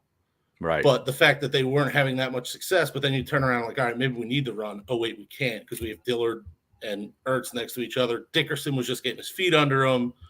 Driscoll hasn't really started yet. So I just don't think they had the personnel to do it. And those 5 guys now up front have come together, and they are just mauling people. And, you know, look at, you know, the clips Baldy's putting out of my lot. Oh, aren't they great? Just murdering people. It's insane.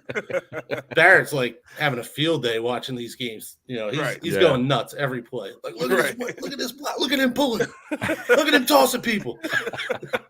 That's what I'm it's hard to I sit contain right it. next to him while we're watching in the office. Right. But hey, what about when we saw the what do you call it? The mayor of Easttown? What's her name? Oh, Mayor of Havertown. Yeah. So we turn around, right?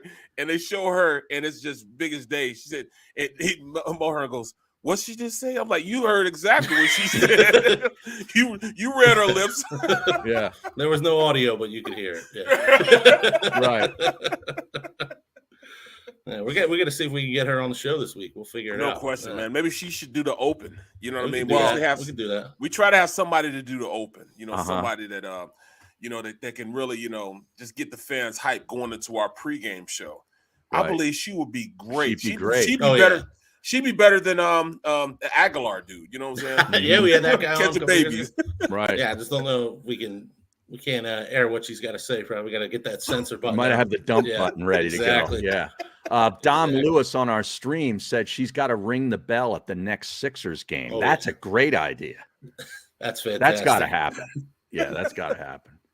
Yeah. So, man, you know, we're just sitting back talking about, you know, everything, especially with Sirianni and you know, how this team is really starting to, you know, take hold of that identity and everything as they go forward. I was just going with Harry. What if, and I mean, what if they run the table and win the next 6 games? What happens then? You know what I'm saying? Do they win the division? I mean, because if they beat everybody twice, tough. And then the only loss in the division would be to Dallas, and if they beat Dallas this last game, you know what happens to them then? What position do they become put in? Do they win the division? Are they the division winner since they won that many? I still think it's too far of an uphill climb to catch the Cowboys. They get, you know, the Raiders on Thanksgiving on a short week at home this week. The Raiders will beat them. You think so? CeeDee Lamb's not playing. No, he might be able to play. He might be able to play. He will not pass I'm protocol telling you. Before Thursday. I'm telling you, there's a chance that he can You're play. not passing protocol right now. Yeah. Right. Right. And yeah, if Lamb's out there, that makes a huge difference, obviously. Right. But no, Amari Cooper's not Cooper's playing. already out. Yeah. Cooper's already out. I think Zeke Zeke's a is little hurt. dinged up. Yep. They might be better off if Zeke doesn't play. Give Tony Pollard all the touches. That guy's been looking pretty electric. He had one touch the other night. He was explosive. Yeah, It was like a 20 or 30-yard gain. Their But- best rush play. Barrett, I was joking the other day, you know, if they keep running the ball like this, can you picture, you know, Eagles run for 250 yards in a Super Bowl win. They hand the trophy to Laurie, and he's just like, all right, thanks. Yeah. This is what I wanted, guys. Right. Yeah.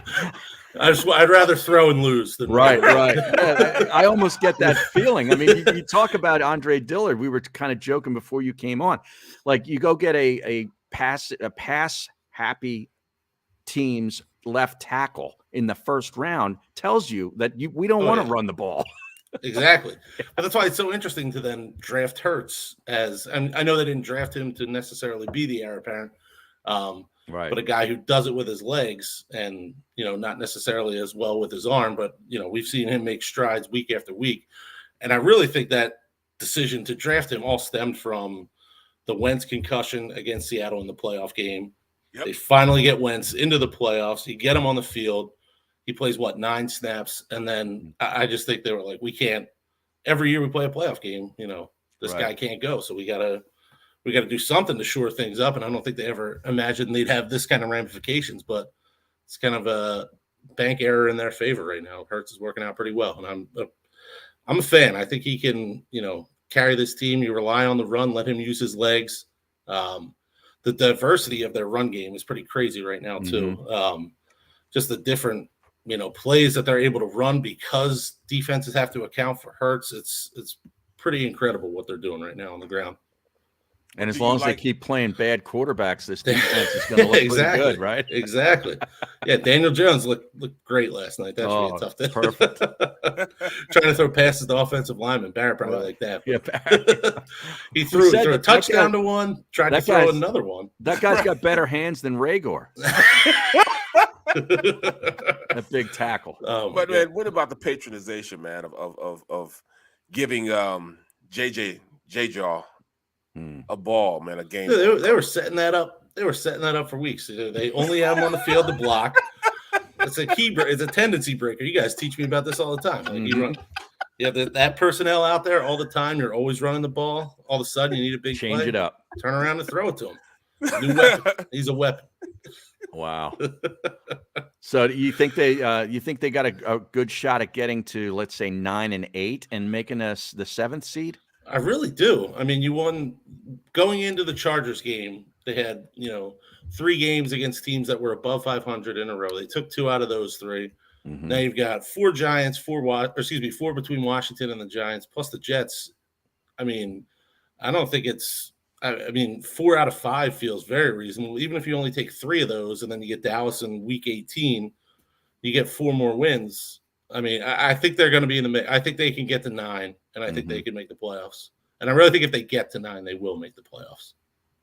There it is. Barrett had him at 11 to begin the season. Remember beginning of the season, man. But yeah. I had to come back to reality, understanding that we were the team that everybody was marking as a check mark. All right, we'll beat the Eagles. Right? Exactly. Now I'm curious to see what last year the Eagles pull Hurts going into the 4th quarter. The Giants are firing off tweets at home. They're pissed off because their 6 wins didn't get them in the playoffs because the Eagles pulled Hurts, allowed Washington to win. Is there any carryover there? Barrett, as a former player, would you be mad facing this team this week? No, I mean they're in such a shambles right now. They're not worried about anything with themselves right now. Because I don't think that their head coach lasts this year. I think he's out after this year. I don't think he wants to be there now. I mean, look the way he was coaching that game. Did he look like he wanted to be there? He absolutely didn't want to be there, man. So, I can't see him really getting this team to fight for him anymore. You could, it's blatantly clear that they don't like their head coach. It's blatantly clear. So, why would they want to go out there and fight for their head coach when he's not really fighting for them right now? His coaching style just doesn't work for this time period of athletes. You can't go out there. I mean, he tried to run players out to practice every single practice. You can't do that. Right. You know what I'm saying? Guys won't do that. So I think he needs to either change his philosophy on how he's going to coach, or he won't be a coach very long. At least a head coach. He'll be a position coach, but not a head coach. Yeah, you come in like a hard ass like that, you got to have the cachet. And he had, some rings with the Patriots. Right. But as a special teams coordinator, receivers coach, I think you show up and the guys just kind of tune you out from the jump, and that's right. That's the end of your tenure. 2 years in, you're gone. Yeah. Right. All right, Mike, we appreciate you jumping on, especially on such short notice. And we wanted everybody to see the man responsible for making Barrett sound like he knows what he's talking about. Every day, man. Every day. You got to know your support cast. You got to understand your support cast. Bro, every once in a while, I'll bring them lunch to work. You know what I'm saying? Oh, yeah? Make sure, White Castle? Sure I wish. I wish. Mike knows I love White Castle, man. I wish. You know what I'm saying? I wish, man. But, at the end of the day, man, I appreciate you, Mike. Thanks a lot, man. You hold my hand, man, walking me through stuff. And then, like I said, man, I really believe you just be talking to me, telling me to be quiet as opposed to telling, Steph. He just be talking to me. He don't care. He don't tell Steph at all. He just tells me to be quiet, because I'll listen. Right. You know what I mean? Exactly.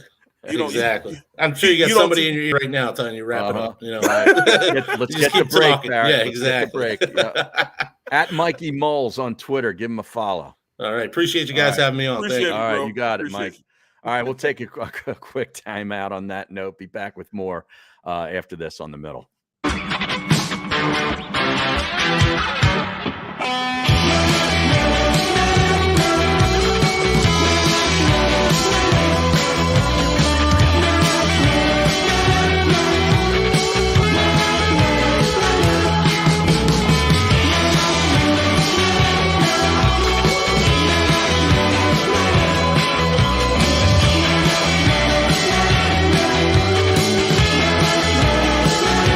At Stateside Vodka, every new customer gets the world's best rocks glass, free. What's that? A rocks glass? You're telling me that bottle is cut in half? You could say that. Holy shit. And you're telling me I can get one of these glasses for free? That's right. One free rocks glass per customer with each first-time purchase of Stateside Vodka. So good, it just disappears.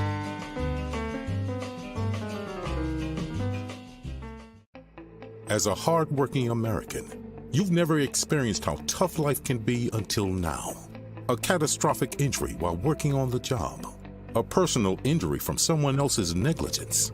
Turned away by other law firms in the region who didn't bother to learn your story. It's time to meet the Fritz & Bianculli Law Firm and managing partner Brian Fritz. Badly injured? Call the Fritz & Bianculli Law Firm. Find out why they say, "We got this."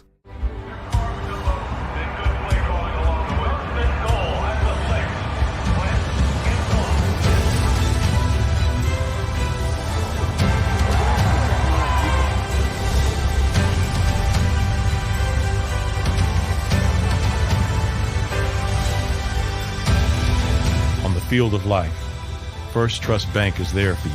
Champions on 3. 1, 2, 3. Because Philadelphia dreams deserve a Philadelphia bank.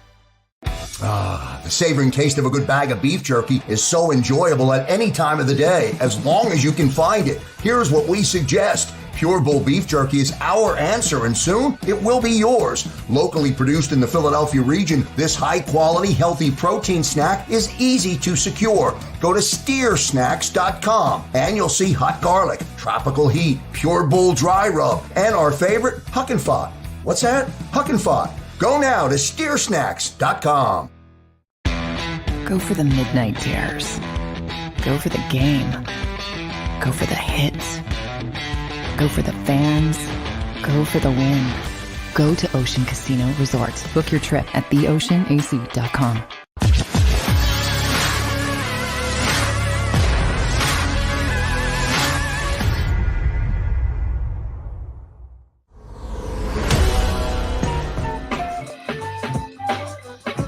All right, welcome back to The Middle. Got about 20 some odd minutes to go. Thanks to Mike Mulhern for jumping on short notice. I never met Mike. He seems like a great guy. Great dude. He knows Sixers, Flyers, man. He does it all, man. When you talk about a complete fan, man, right? He's definitely Temple, college football. You name it. Did he go to Temple? I don't know. I don't think he went to Temple. Okay. He went to Maryland. Oh, all right. He's a Maryland guy. He's a Terp. Yeah, he's a Terp. He's a Terp. Yeah, yeah. So he went to Maryland. He knows all things sports, man. He loves college football, breaks down because he's the one when I do start breaking down tape for college football, he's the one that gets all the college football tape for me. I can do my breakdowns. We go through a list of who I think the Eagles should have, and he adds to the list, and we just go through and make it happen. Okay. Now, did you see Taysom Hill got a new contract? Oh, after that they tore up that $100 million contract he had? Adam Schefter, sources told Adam Schefter, this was yesterday, I believe. Yes. That Hill's new deal will pay him $40 million over the next 4 years if he remains in his current role, in which he serves as a backup quarterback, running back, wide receiver, and tight end. However, the deal can be worth up to $95 million, Barrett Brooks, if Hill becomes the Saints' starting quarterback over the next 4 years. Wow. The deal includes $22.5 million in guarantees.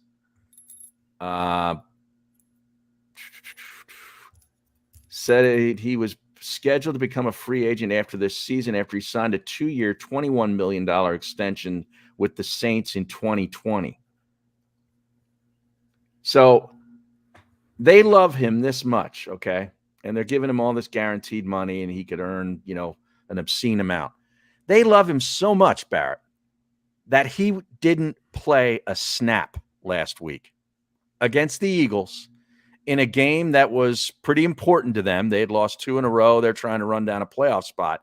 And if he's so damn integral in what they do, how did Sean Payton, genius, not put him in there for a series or a couple of plays? Exactly. I'm confused. I don't know if he was healthy enough. Well, he was active. He was I active. looked Yes, it up. He was, he was active, and he was up. in uniform on the sideline. So if you're going to have him activated and dressed as one of your 46 guys, what are we doing? Well, he was actually crying because he said he didn't want to play any of that gadget play anymore. He wanted to be the full-time starter. Right. He's like and Tim Tebow. He's a full-time quarterback. So he went in. He was a full-time starter, and he stunk the place up. Mm-hmm. So I don't understand it either. I mean, is this one of those things where is it like a Howie Roseman type of move where they're doing this just because they want to save face? They want to save face on their ability to evaluate talent. Mm-hmm. You think that's what it is? I don't know. I mean, he was one of 2 players that were active that didn't see any action for the Saints in the game. Wow. And it's not like the quarterback Simeon was playing well. I hate to do it to you. Yeah, seriously. But they just, I think they're just giving him a bone. Crazy.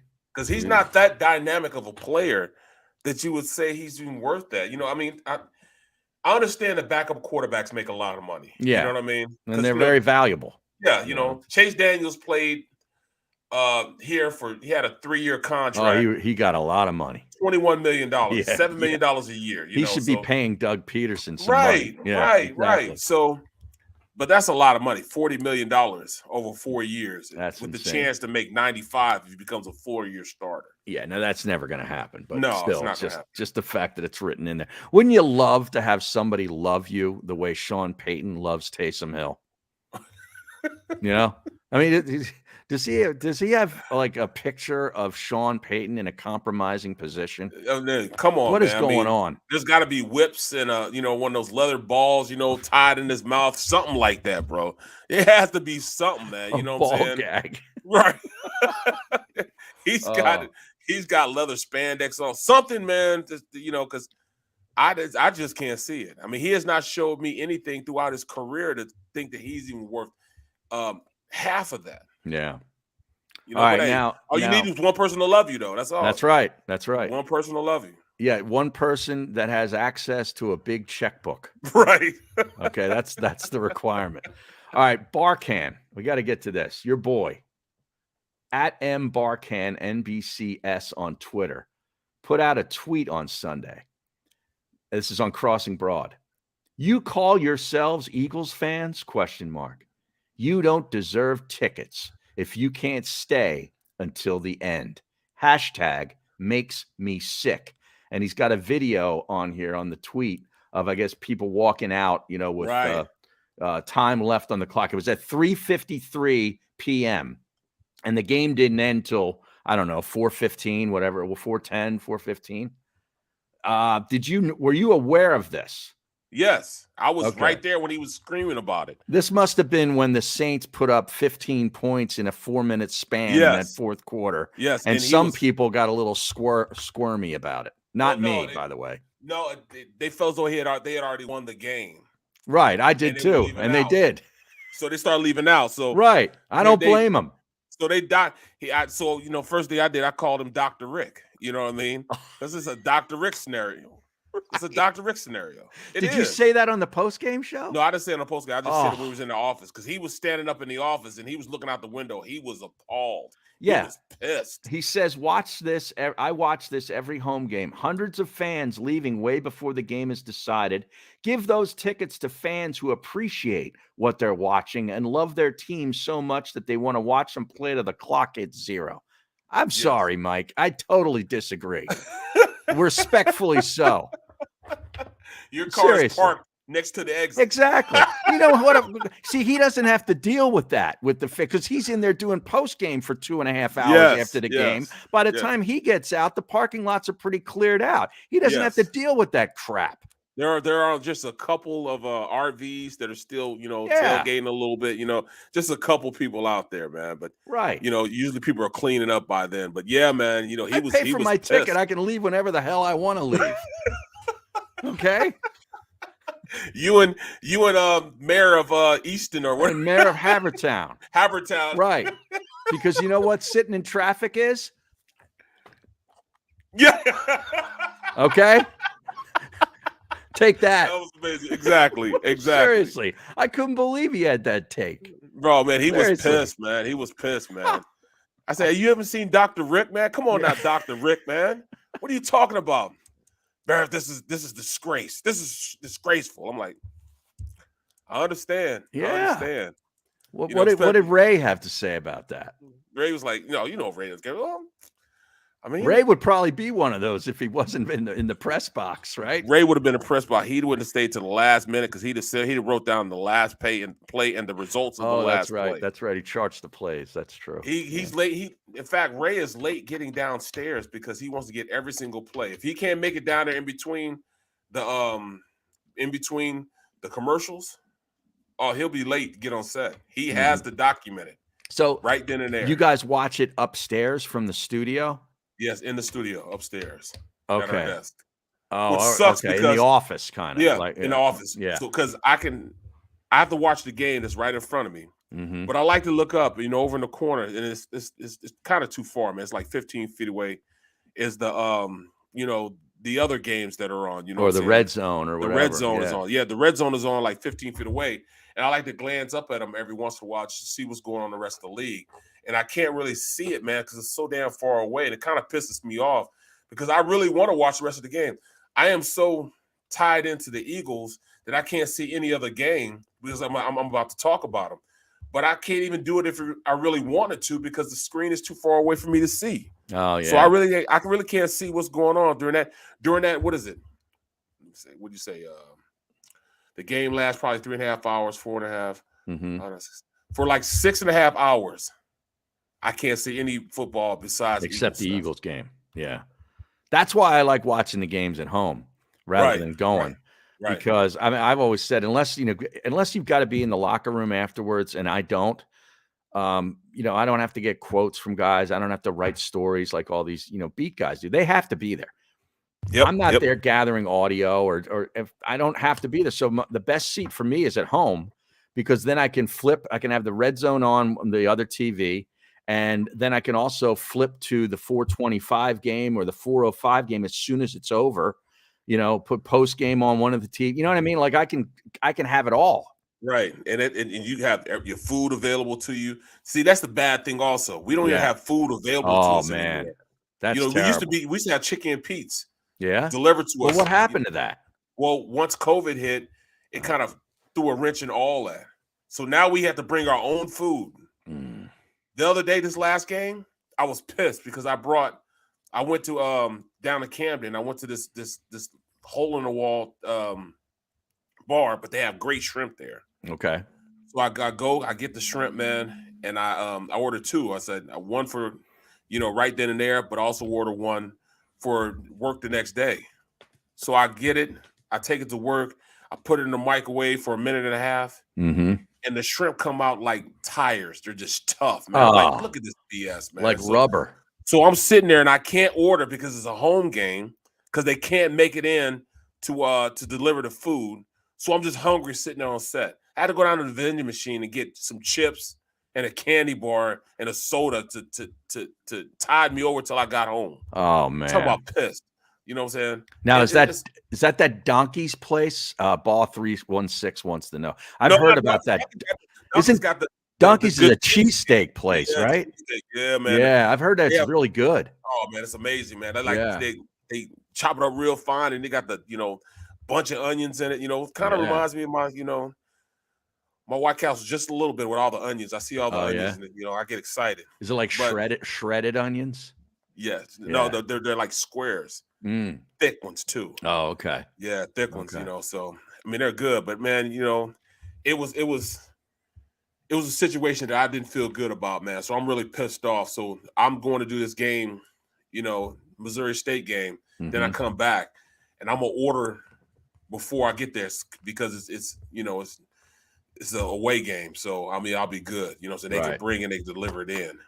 But I mean, not having access to food, man, so next time I do it, I'm gonna bring something. If it's messed up, I'm gonna go out and tailgate before I come in. Yeah. That way I can give me some good food in, as opposed to sitting there, And I mean, I was hot, man, because these shrimp are big too, bro. Right. It's called Captain and Cats or something like that. Oh yeah, the place in Camden. It's not. It's not a Camden. It's off 295, exit 23. Oh. Okay. What is this bar? I'm lost over there, man. Captain and Cats. Captain and Cats. Yeah. KATZ or CATS? KATZ. No, KATS. Oh, KATS. Yes. Yes.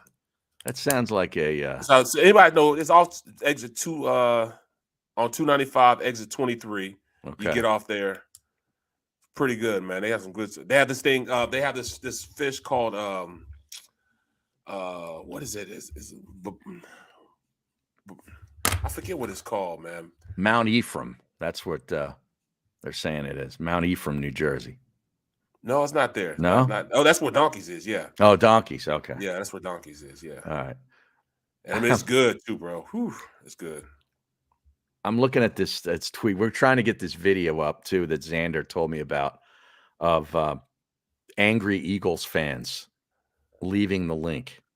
Apparently, there was a video, it was on Crossing Broad, and it was all over the place. I haven't seen it yet, but Xander has it, and well, as soon as he puts it up, we'll talk about it. But I'm looking at a tweet here from some dude named Jeff Crisco, where he's got the 4 coaches in the NFC East, a picture of all of them, and he's saying Mike McCarthy with the beard, he's an electrician. Without the beard, he's a bus driver. Joe Judge, he says, is a used car salesman whose dad owns the dealership and whose nickname in college was Burp. What? I can see that though. Oh, here we'll get to the video here in a second. Ron Rivera is an executive officer of a medium-sized local museum and science center. What? And where does that come from? I don't know. Nick Sirianni is a podcaster.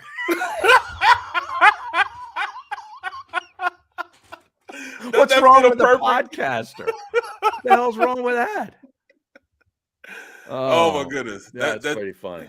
It does look like that though. Yeah. All right. If we can get that video up, Xander, that'd be great. Because I have not seen this. All right. This is at Everything's Fine. Let's play it. A good old-fashioned ass-kicking by the Eagles. Nick Sirianni out, coach Sean Payton. Jalen Hurts is the franchise. We're going to the playoffs. Let's get some reaction. We outside! Playoffs, baby! Playoffs? Absolutely, dog. Right, baby. Get the fuck out of here, bro. What a stupid question by me. For once in my life, I feel happiness. The team continues to let me down week in and week out. Just won the Super Bowl 2 years ago. Oh, yeah, that was honestly the best day of my life. Yeah. Even if I had children, that day would top it. Fuck those kids. Fuck the kids. Birds money line for the rest of the year. Birds Don't be fucking stupid. Sorry, who decimated New Orleans worse, Katrina or Jalen Hurts? Jalen Hurts. Jalen Hurts, quarterback of the future. I love this fucking guy. He's taking the Super Bowl, 7th seed to the Super Bowl. That's all I got to say. You didn't think it was going to go that bad, did you? No, I didn't think it would go bad at all. Sad? A little bit. At least you got a hot dog. Eu acho que o Eagles é o melhor do mundo. O Eagles é o melhor do mundo. Eu posso comprovar pra vocês. Can I say something real quick, go sir? ahead. Go fucking Birds, baby. That was the best goddamn experience of my life. Anything else? No, go Birds, fuck Dallas. Fuck Dallas. Let's go Birds. I like that. You did have something else. How you doing? Good. Hi, how are you? Say hi to Jim Gardner. Hi, Hi, Jim Gardner. God bless you. Jim Gardner's retired. I know. Say hi to him. He's going to see this. Hello, Jim Gardner. Oh, we love you. I love you so much. I watched you forever. I don't love anybody but her. Global warming. It is real, guys. We have to do something. What? Oh, we're not going to figure it out on this program. I'll tell you that. So playoffs all day long, baby. All day long, baby. Jesus. Wow. Let's get back to Mayor of Havertown. Right. She's way better. My God. What was that? That was outside the link. Those were the people that Barkham was yelling at. I think those guys were leaving early. See? Yeah. See, he might have something there. He might have something there. How about the one guy? Eagles money line. Don't be effing stupid for the rest of the season. That's pretty good. That's what it's all about, man. Yeah, that's pretty good. Dude, we got the best fans in the world, bro. Like, I often go around, and people talk about fans and their fan base. You go to California, their fans, they aren't like, these fans over here. They're not even close. You when you come in as an opponent into this stadium, you got to be ready, man. You got to be able to, defend yourself. You go anywhere else, man, like Minnesota, they're all, how you guys doing? Everything's okay. Right. Yeah. Yeah, they're just like nice Midwestern people. Yeah, they're all nice. Packers and fans are the same way, probably. Right. Hey. I will tell you though, and I haven't been to every place, to see games, but the New England fans are nasty. Yes, they are. Now they're up there with Philly fans. Yes, they're up there with Philly fans. They are. They are really up there. In fact, I remember Ray Diddy got into it with the NBC broadcaster that's up there in Boston, that area, in Boston, and they went back and forth like talking about fans, and Ray was pulling out stuff. I'm like, I didn't know that. There's some nasty people. Oh, nasty! I went to a football game. I've been to some baseball games up there too, but I went to see a Patriots game. This is back when in their heyday, like I want to say 2010. 9-10, Brady was in the middle of his career. And I went to see the Chargers play there on Sunday night. LaDainian Tomlinson, when I knew one of the players who was a starting guard for them, and he got his tickets in their fan section, like the family section for the Chargers. So everybody around me has got Chargers gear on, and it's in the upper deck. Okay. Right. Like right around maybe the 10-yard line. They were, seats weren't great, but they weren't bad. But I'm telling you, I felt threatened for 3.5 hours, and I wasn't wearing any Chargers gear. I don't, I'm not a gear guy. I was just there to see a good football game. It was pretty nasty. And I've been to the Black Hole too, the original Black Hole. That place was crazy. Oakland. Oh yeah. Back when they were in Oakland years ago. Yeah. This is 20 years ago.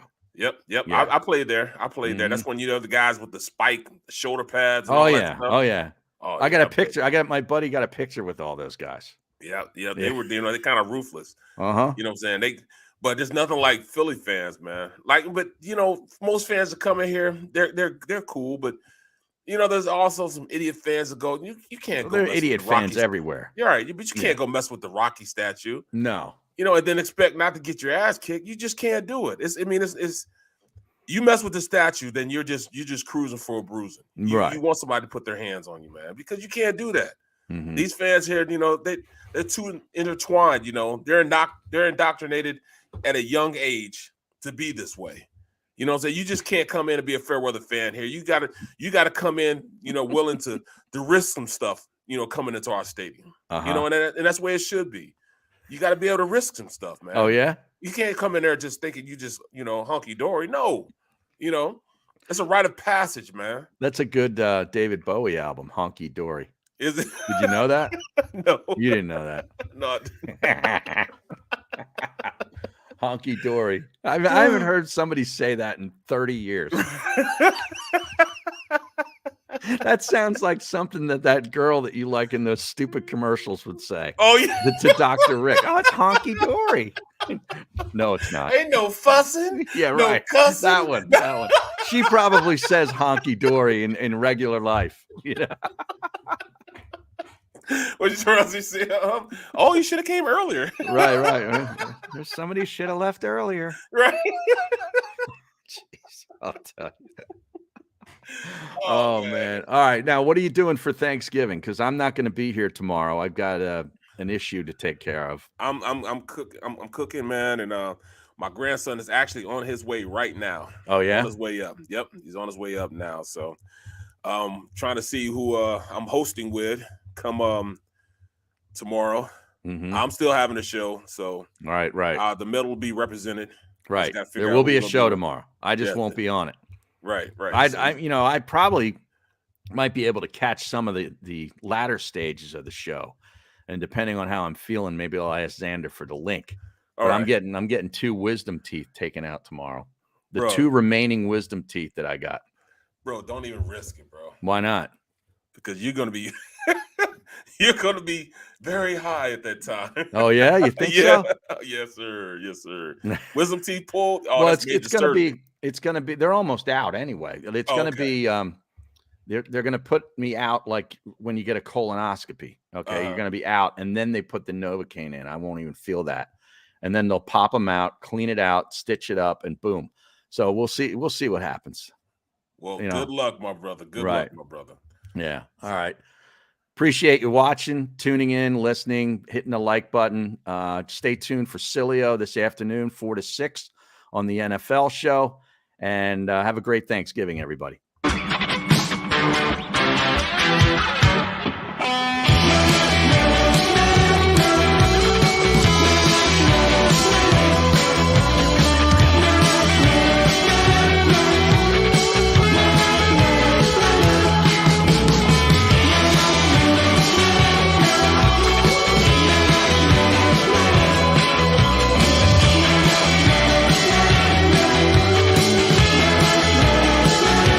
At Stateside Vodka, every new customer gets the world's best rocks glass, free. What's that? A rocks glass? You're telling me that bottle is cut in half? You could say that. Holy shit. And you're telling me I can get one of these glasses for free? That's right. 1 free rocks glass per customer with each first-time purchase of Stateside Vodka. So good, it just disappears.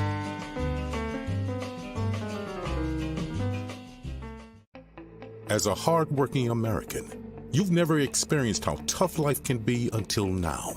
A catastrophic injury while working on the job. A personal injury from someone else's negligence. Turned away by other law firms in the region who didn't bother to learn your story.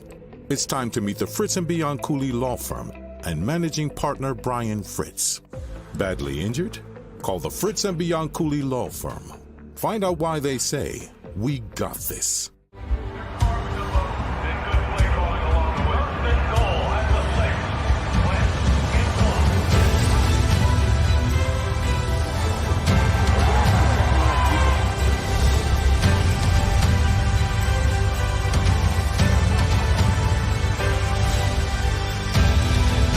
Field of life, First Trust Bank is there for you. Champions on 3. 1, 2, 3. Because Philadelphia dreams deserve a Philadelphia bank.